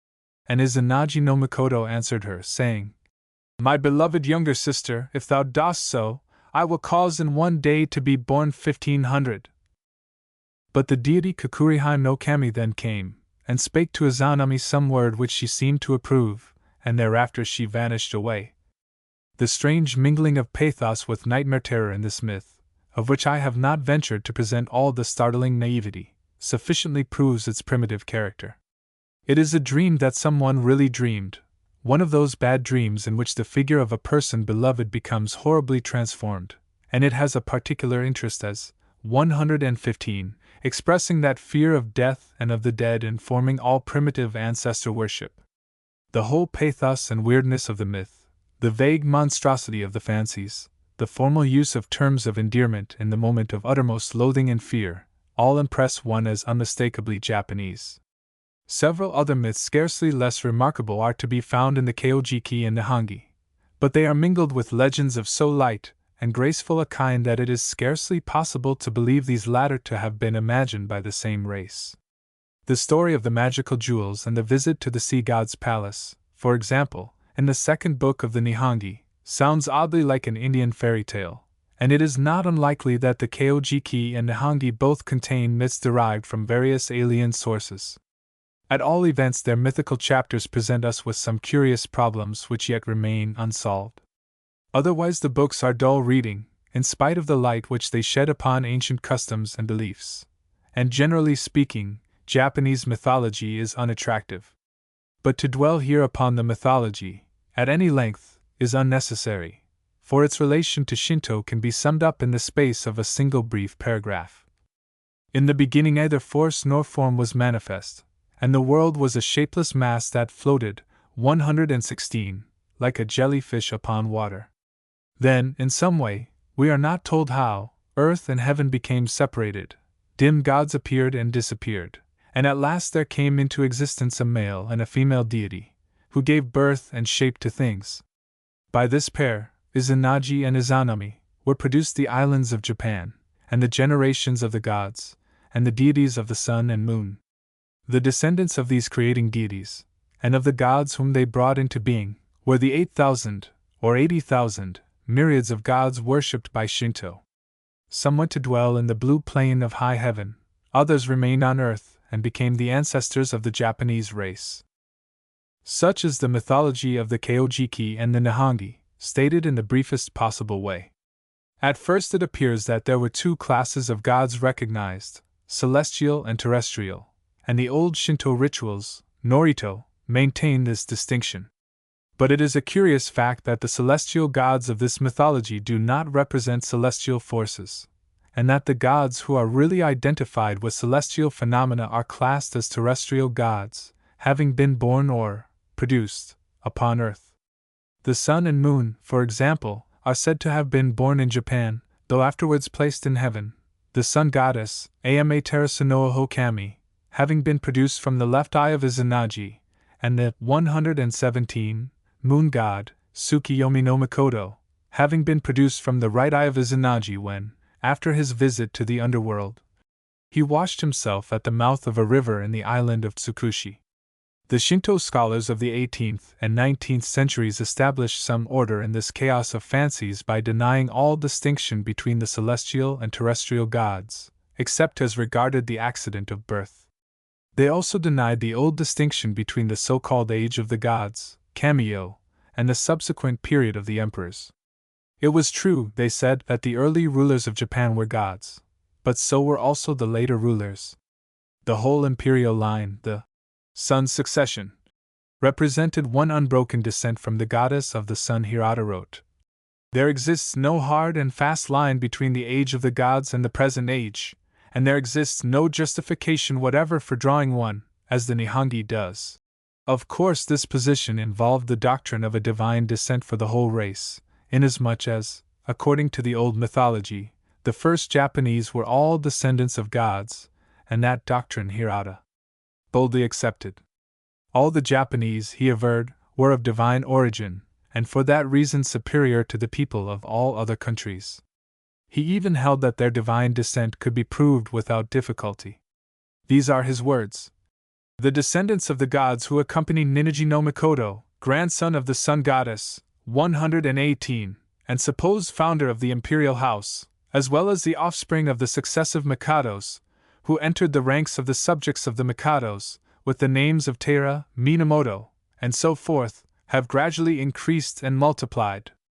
Although numbers of Japanese cannot state with certainty from what gods they are descended, all of them have tribal names, kabane, which were originally bestowed on them by the Mikados, and those who make it their province to study genealogies can tell from a man's ordinary surname who his remotest ancestor must have been. All the Japanese were gods in this sense, and their country was properly called the land of the gods, Shinkaku or Kami no Kuni. Are we to understand Hirata literally?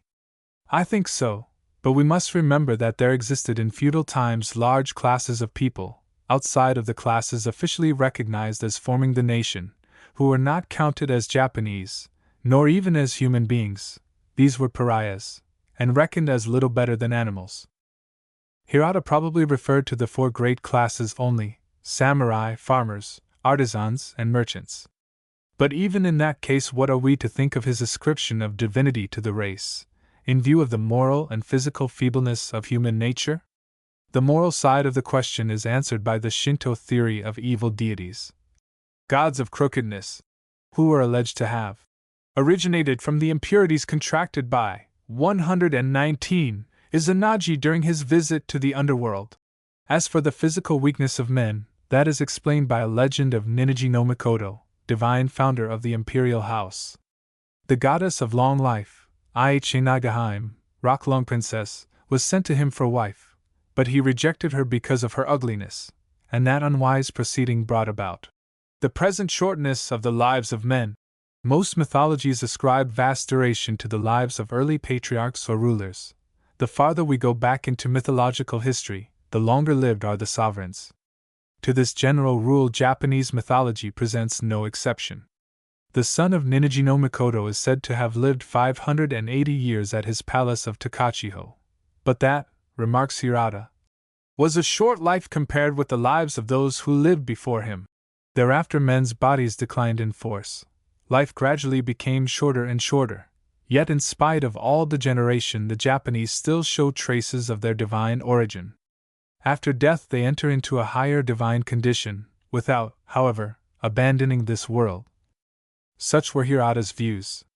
Accepting the Shinto theory of origins, this ascription of divinity to human nature proves less inconsistent than it appears at first sight, and the modern Shintoists may discover a germ of scientific truth in the doctrine which traces back the beginnings of life to the sun.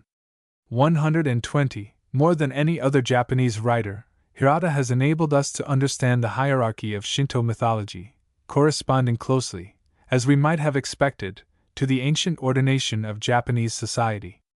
In the lowermost ranks are the spirits of common people, worshipped only at the household shrine or at graves. Above these are the Gentile gods or Ujigami, ghosts of old rulers now worshipped as tutelar gods. All Ujigami, Hirata tells us, are under the control of the great god of Izumo, Ohokuni Nushi no Kami, and, acting as his agents, they rule the fortunes of human beings before their birth, during their life, and after their death. This means that the ordinary ghosts obey, in the world invisible, the commands of the clan gods or tutelar deities, that the conditions of communal worship during life continue after death. The following extract from Hirata will be found of interest, not only as showing the supposed relation of the individual to the Ujigami, but also as suggesting how the act of abandoning one's birthplace was formerly judged by common opinion. When a person removes his residence, his original Ujigami has to make arrangements with the Ujigami of the place whither he transfers his abode. On such occasions it is proper to take leave of the old god, and to pay a visit to the temple of the new god as soon as possible after coming within his jurisdiction. The apparent reasons which a man imagines to have induced him to change his 121 abode may be many, but the real reasons cannot be otherwise than that either he has offended his Ujigami, and is therefore expelled, or that the Ujigami of another place has negotiated his transfer.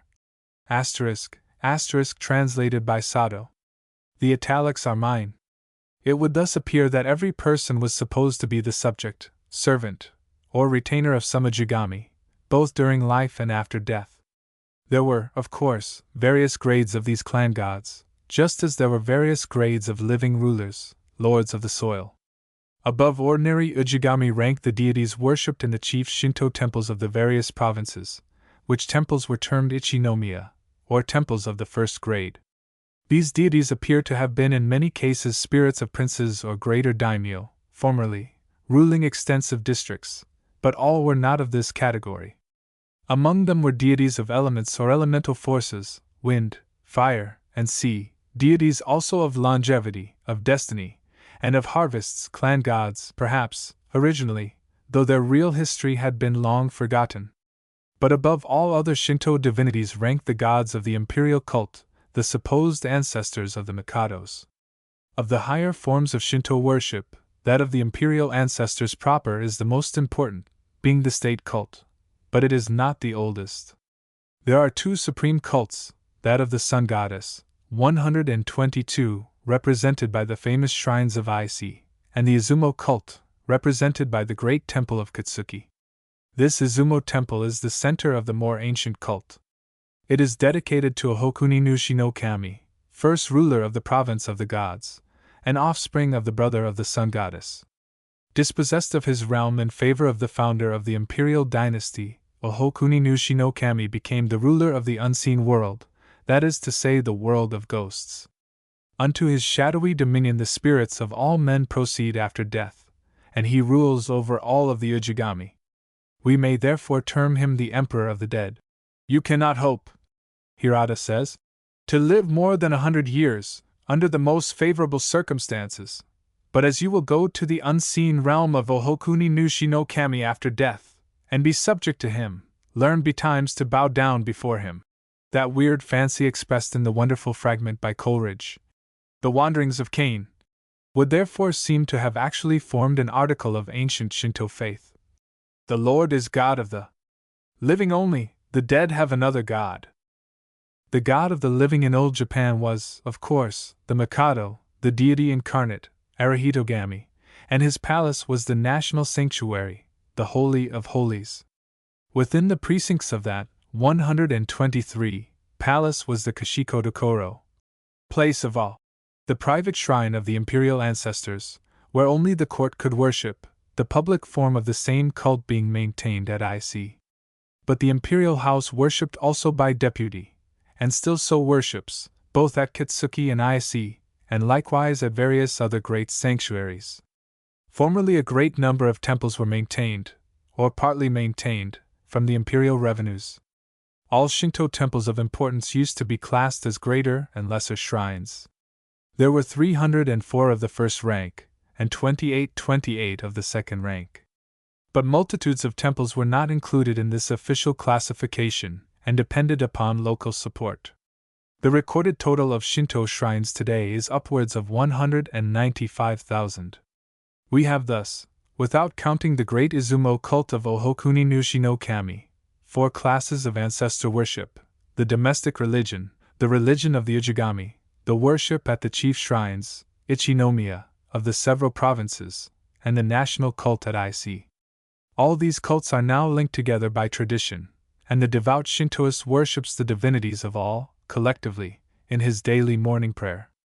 Occasionally he visits the chief shrine of his province, and he makes a pilgrimage to IC if he can. Every Japanese is expected to visit the shrines of IC once in his lifetime, 124, or to send thither a deputy. Inhabitants of remote districts are not all able, of course, to make the pilgrimage, but there is no village which does not, at certain intervals, send pilgrims either to Kitsuki or to IC on behalf of the community, the expense of such representation being defrayed by local subscription. And furthermore, every Japanese can worship the supreme divinities of Shinto in his own house, whereupon a god shelf, kamidana, are tablets inscribed with the assurance of their divine protection, holy charms obtained from the priests of IC or of Kitsuki. In the case of the IC cult, such tablets are commonly made from the wood of the holy shrines themselves, which, according to primal custom, must be rebuilt every 20 years, the timber of the demolished structures being then cut into tablets for distribution throughout the country. Another development of ancestor worship, the cult of gods presiding over crafts and callings, deserves special study. Unfortunately, we are as yet little informed upon the subject. Anciently, this worship must have been more definitely ordered and maintained than it is now. Occupations were hereditary, artisans were grouped into guilds, perhaps we might even say castes, and each guild or caste then probably had an patron deity. In some cases, the craft gods may have been ancestors, 125, of Japanese craftsmen. In other cases, they were perhaps of Korean or Chinese origin, ancestral gods of immigrant artisans, who brought their cults with them to Japan. Not much is known about them. But it is tolerably safe to assume that most, if not all of the guilds, were at one time religiously organized, and that apprentices were adopted not only in a craft, but into a cult. There were corporations of weavers, potters, carpenters, arrow makers, bow makers, smiths, boat builders, and other tradesmen, and the past religious organization of these is suggested by the fact that certain occupations assume a religious character even today. For example, the carpenter still builds according to Shinto tradition. He dons a priestly costume at a certain stage of the work, performs rites, and chants invocations, and places the new house under the protection of the gods. But the occupation of the swordsmith was in old days the most sacred of crafts. He worked in priestly garb, and practiced Shinto, rites of purification, while engaged in the making of a good blade. Before his smithy was then suspended the sacred rope of rice straw, Shimenawa, which is the oldest symbol of Shinto. None even of his family might enter there, or speak to him, and he ate only of food cooked with holy fire. The 195,000 shrines of Shinto represent, however, more than clan cults or guild cults or national cults. 126, many are dedicated to different spirits of the same god, for Shinto holds that the spirit of either a man or a god may divide itself into several spirits, each with a different character. Such separated spirits are called wakamitama. August divided spirits. Thus the spirit of the goddess of food, Toyukbaim, separated itself into the god of trees, Kukunochi no Kami, and into the goddess of grasses, Kayenahan no Kami. Gods and men were supposed to have also a rough spirit and a gentle spirit, and Hirata remarks that the rough spirit of Ohokuni Nushi no Kami was worshipped at one temple, and his gentle spirit at another. Also, we have to remember that great numbers of Ujigami temples are dedicated to the same divinity. These duplications or multiplications are again offset by the fact that in some of the principal temples a multitude of different deities are enshrined. Thus, the number of Shinto temples in actual existence affords no indication whatever of the actual number of gods worshipped, nor of the variety of their cults. Almost every deity mentioned in the Keijiki or Nihongi has a shrine somewhere, and hundreds of others, including many later apotheoses, have their temples. Numbers of temples have been dedicated, for example, to 127 historical personages, to spirits of great ministers, captains, rulers, scholars, heroes, and statesmen. The famous minister of the Empress Jingo, Takinoiji no Suken, who served under 6 successive sovereigns, and lived to the age of 300 years, is now invoked in many a temple as a giver of long life and great wisdom. The spirit of Sugawara no Michizane, once minister to the Emperor Daigo, is worshipped as the god of calligraphy, under the name of Tenjin, or Temangu. Children everywhere offer to him the first examples of their handwriting, and deposit in receptacles, placed before his shrine, their worn-out writing brushes. The Soga brothers, victims and heroes of a famous 12th century tragedy, have become gods to whom people pray for the maintenance of fraternal harmony.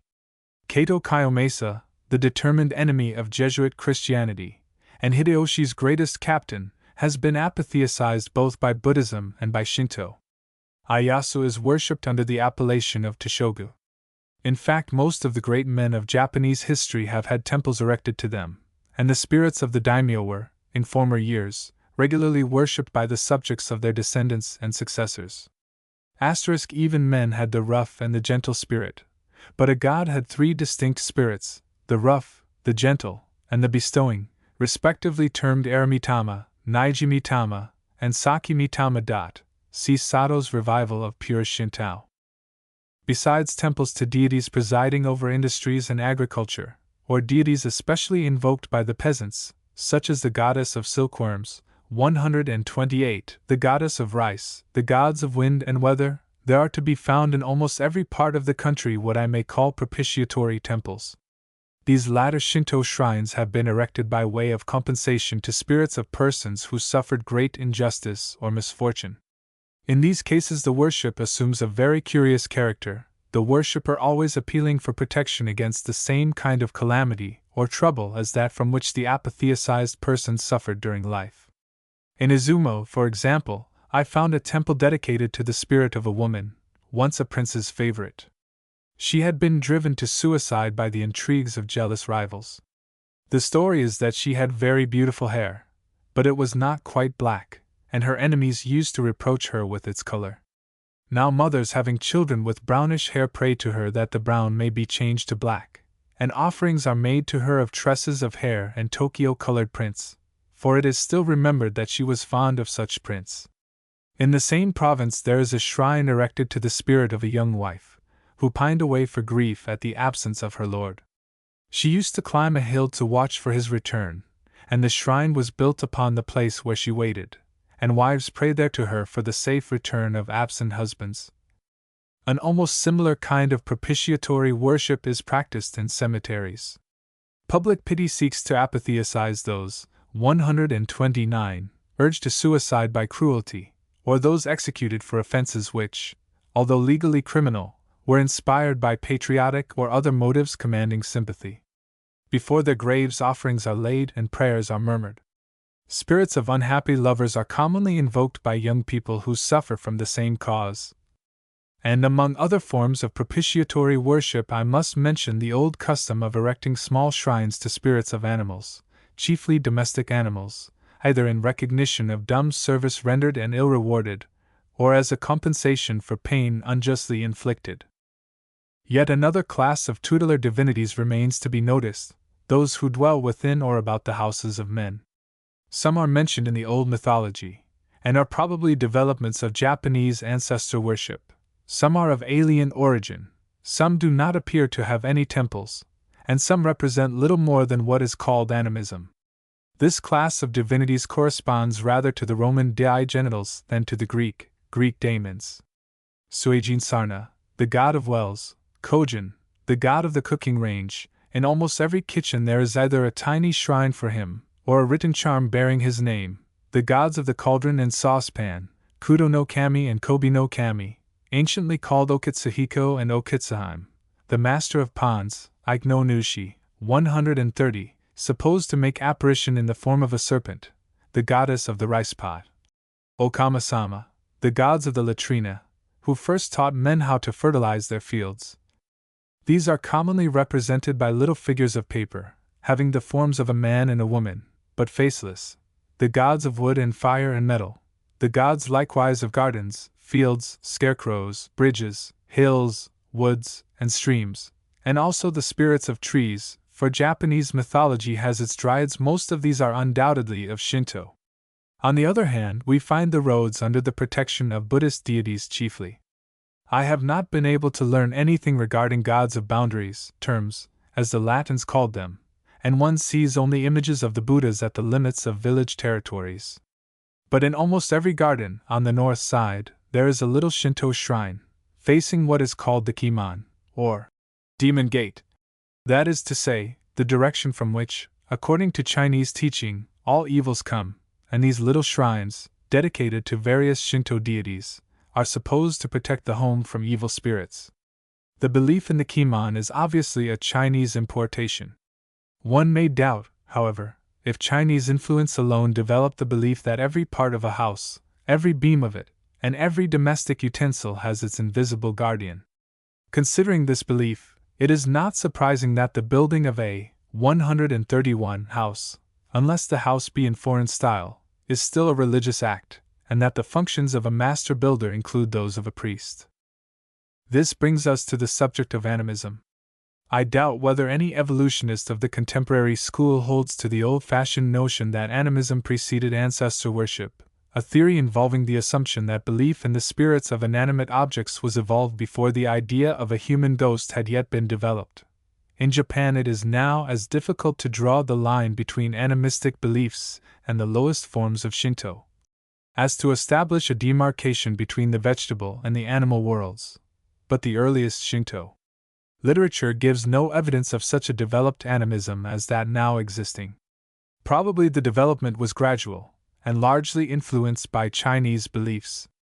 Still, we read in the Keojiki of evil gods who glittered like fireflies or were disorderly as mayflies, and of demons who made rocks, and stumps of trees, and the foam of the green waters to speak, showing that animistic or fetishistic notions were prevalent to some extent before the period of Chinese influence.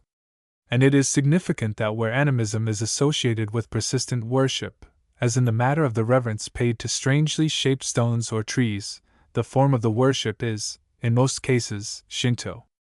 Before such objects there is usually, 132, to be seen the model of a Shinto gateway, torii. With the development of animism, under Chinese and Korean influence, the man of old Japan found himself truly in a world of spirits and demons. They spoke to him in the sound of tides and of cataracts, in the moaning of wind and the whispers of leafage, and the crying of birds, and the trilling of insects, in all the voices of nature. For him all visible motion, whether of waves or grasses or shifting mist or drifting cloud, was ghostly, and the never-moving rocks, nay, the very stones by the wayside, were informed with viewless and awful being. 133. Worship and Purification. We have seen that, in old Japan, the world of the living was everywhere ruled by the world of the dead, that the individual, at every moment of his existence, was under ghostly supervision. In his home he was watched by the spirits of his fathers; without it, he was ruled by the god of his district. All about him, and above him, and beneath him were invisible powers of life and death. In his conception of nature all things were ordered by the dead, light and darkness, weather and season, winds and tides, mist and rain, growth and decay, sickness and health. The viewless atmosphere was a phantom sea, an ocean of ghosts. The soil that he tilled was pervaded by spirit essence. The trees were haunted and holy, even the rocks and the stones were infused with conscious life. How might he discharge his duty to the infinite concourse of the invisible? Few scholars could remember the names of all the greater gods, not to speak of the lesser, and no mortal could have found time to address those greater gods by their respective names in his daily 134 prayer. The later Shinto teachers proposed to simplify the duties of the faith by prescribing one brief daily prayer to the gods in general, and special prayers to a few gods in particular, and in thus doing they were most likely confirming a custom already established by necessity. Hirata wrote, "As the number of the gods who possess different functions is very great, it will be convenient to worship by name the most important only, and to include the rest in a general petition." He prescribed 10 prayers for persons having time to repeat them, but lightened the duty for busy folk, observing, "Persons whose daily affairs are so multitudinous that they have not time to go through all the prayers, may content themselves with adoring 1. The residence of the emperor, 2. The domestic god shelf, Kamidana, 3. The spirits of their ancestors, 4. Their local patron god, Ujigami, 5. The deity of their particular calling." He advised that the following prayer should be daily repeated before the god shelf.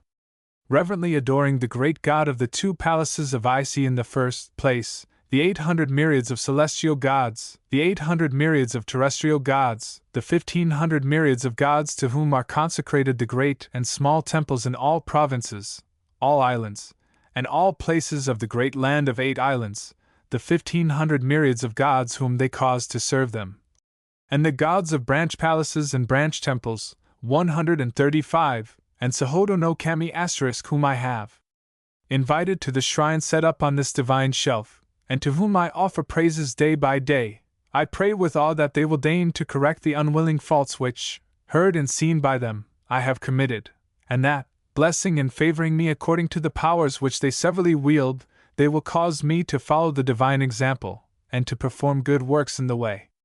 Sahodo no Kami is the god of scarecrows, protector of the fields. Translated by Sato. This text is interesting as an example of what Shinto's greatest expounder thought a Shinto prayer should be, and accepting the reference to Sahodo no Kami, the substance of it is that of the morning prayer still repeated in Japanese households. But the modern prayer is very much shorter.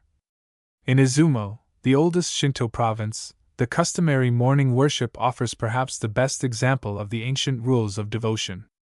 Immediately upon rising, the worshipper performs his ablutions, and after having washed his face and rinsed his mouth, he turns to the sun, claps his hands, and with bowed head reverently utters the simple greeting, "Hail to thee this day, August 1!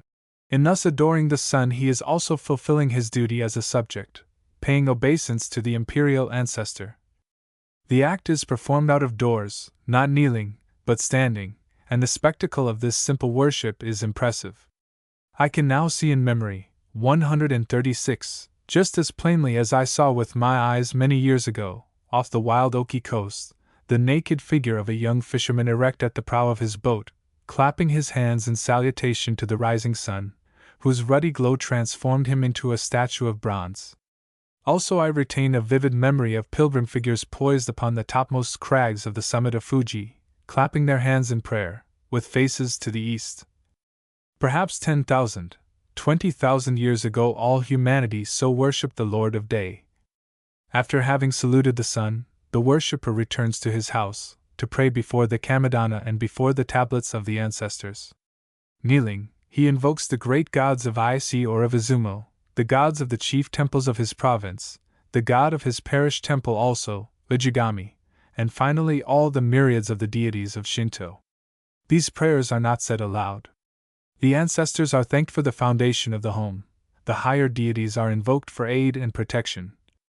As for the custom of bowing in the direction of the emperor's palace, I am not able to say to what extent it survives in the remoter districts, but I have often seen the reverence performed. Once, too, I saw reverence done immediately in front of the gates of the palace in Tokyo by country folk on a visit to the capital. They knew me, because I had often sojourned in their village, and on reaching Tokyo, 137, they sought me out, and found me.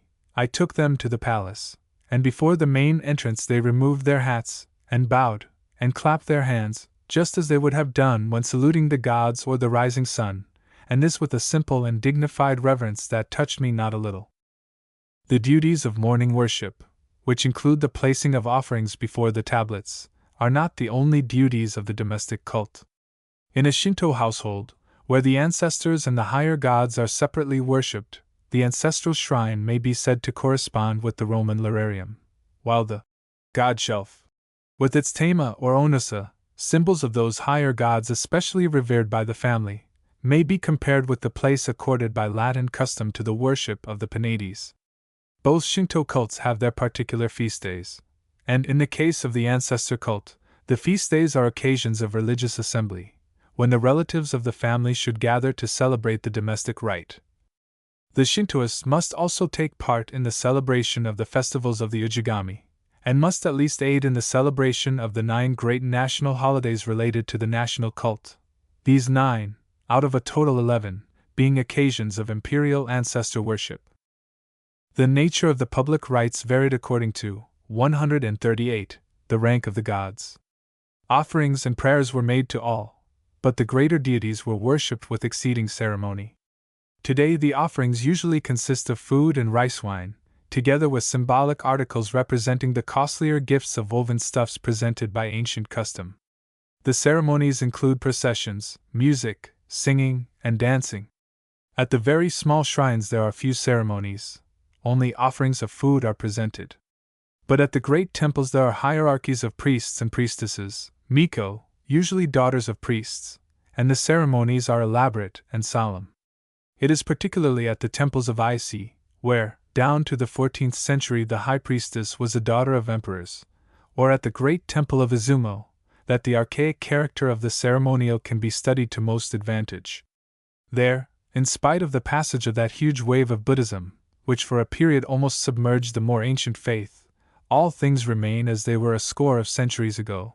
Time, in those haunted precincts, would seem to have slept, as in the enchanted palaces of fairy tale. The mere shapes of the buildings, weird and tall, startle by their unfamiliarity. Within, all is severely plain and pure. There are no images, no ornaments, no symbols visible, except those strange paper cuttings, gohei, suspended to upright rods, which are symbols of offerings and also tokens of the 139 viewless. By the number of them in the sanctuary, you know the number of the deities to whom the place is consecrate. There is nothing imposing but the space, the silence, and the suggestion of the past. The innermost shrine is veiled. It contains, perhaps, a mirror of bronze, an ancient sword, or other object enclosed in multiple wrappings. That is all. For this faith, older than icons, needs no images. Its gods are ghosts, and the void stillness of its shrines compels more awe than tangible representation could inspire. Very strange, to Western eyes at least, are the rites, the forms of the worship, the shapes of sacred objects. Not by any modern method must the sacred fire be lighted, the fire that cooks the food of the gods. It can be kindled only in the most ancient of ways, with a wooden fire drill. The chief priests are robed in the sacred color, white, and wear headdresses of a shape no longer seen elsewhere, high caps of the kind formerly worn by lords and princes. Their assistants wear various colors, according to grade, and the faces of none are completely shaven, some wear full beards, others the mustache only. The actions and attitudes of these hierophants are dignified, yet archaic, in a degree difficult to describe. Each movement is regulated by tradition, and to perform well the functions of a kunushi, a long disciplinary preparation is necessary. The office is hereditary, the training begins in boyhood, and 140, the impassive deportment eventually acquired is really a wonderful thing. Officiating, the kunushi seems rather a statue than a man, an image moved by invisible strings, and like the gods, he never winks. Not at least observably. Once, during a great Shinto procession, several Japanese friends, and I myself, undertook to watch a young priest on horseback, in order to see how long he could keep from winking, and none of us were able to detect the slightest movement of eyes or eyelids, notwithstanding that the priest's horse became restive during the time that we were watching. The principal incidents of the festival ceremonies within the great temples are the presentation of the offerings, the repetition of the ritual, and the dancing of the priestesses. Each of these performances retains a special character rigidly fixed by tradition. The food offerings are served upon archaic vessels of unglazed pottery, red earthenware, mostly boiled rice pressed into cones of the form of a sugar loaf, various preparations of fish and of edible seaweed, fruits and fowls, rice wine presented in jars of immemorial shape.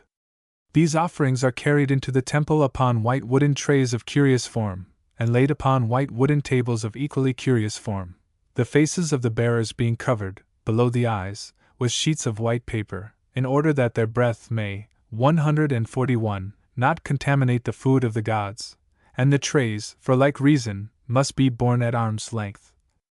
In ancient times the offerings would seem to have included things much more costly than food, if we may credit the testimony of what are probably the oldest documents extant in the Japanese tongue, the Shinto rituals, or Norito.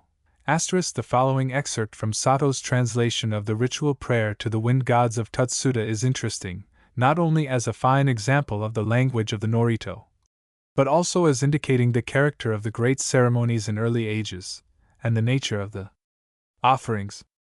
Several have been translated by Sato, whose opinion of their antiquity is here cited, and translations have also been made into German.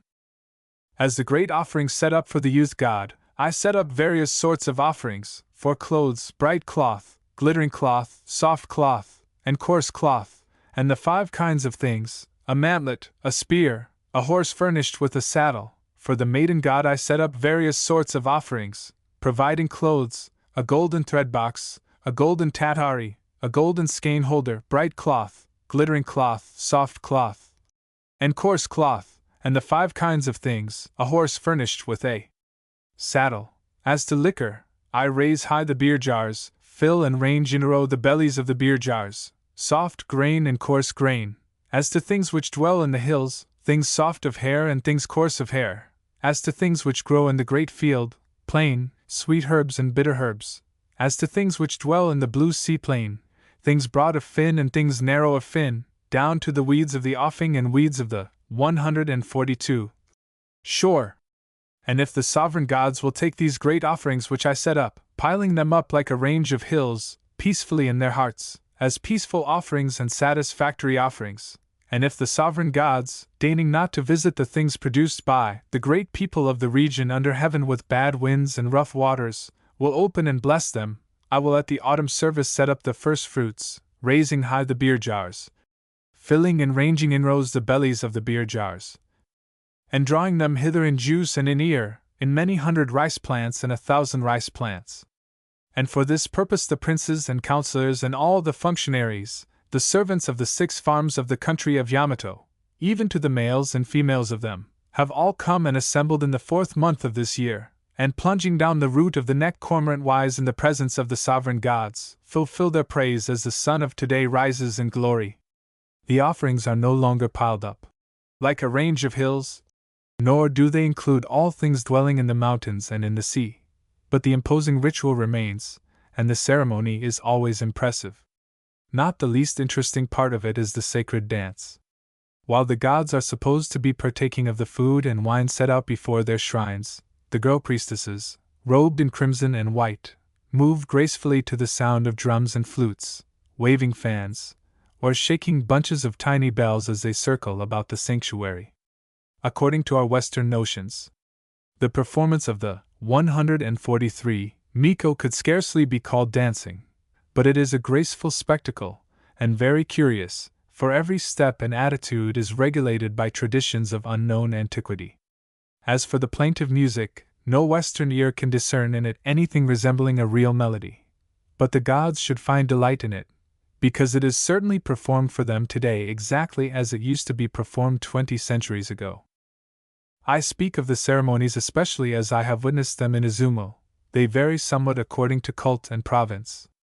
At the shrines of Ise, Kasuga, Kampira, and several others which I visited, the ordinary priestesses are children, and when they have reached the nubile age, they retire from the service. At Katsuki the priestesses are grown-up women, their office is hereditary, and they are permitted to retain it even after marriage. Formerly the Miko was more than a mere officiant. The songs which she is still obliged to learn indicate that she was originally offered to the gods as a bride. Even yet her touch is holy, the grain sown by her hand is blessed. At some time in the past she seems to have been also a pythoness. The spirits of the gods possessed her and spoke through her lips. All the poetry of this most ancient of religions centers in the figure of its little Vestal, child bride of ghosts, as she flutters, 144, like some wonderful white and crimson butterfly, before the shrine of the invisible. Even in these years of change, when she must go to the public school, she continues to represent all that is delightful in Japanese girlhood, for her special home training keeps her reverent, innocent, dainty in all her little ways, and worthy to remain the pet of the gods. The history of the higher forms of ancestor worship in other countries would lead us to suppose that the public ceremonies of the Shinto cult must include some rite of purification. As a matter of fact, the most important of all Shinto ceremonies is the ceremony of purification, oharai, as it is called, which term signifies the casting out or expulsion of evils. In ancient Athens a corresponding ceremony took place every year, in Rome, every 4 years. The oharai is performed twice every year, in the 6th month and the 12th month by the ancient calendar. It used to be not less obligatory than the Roman lustration, and the idea behind the obligation was the same as that which inspired the Roman laws on the subject.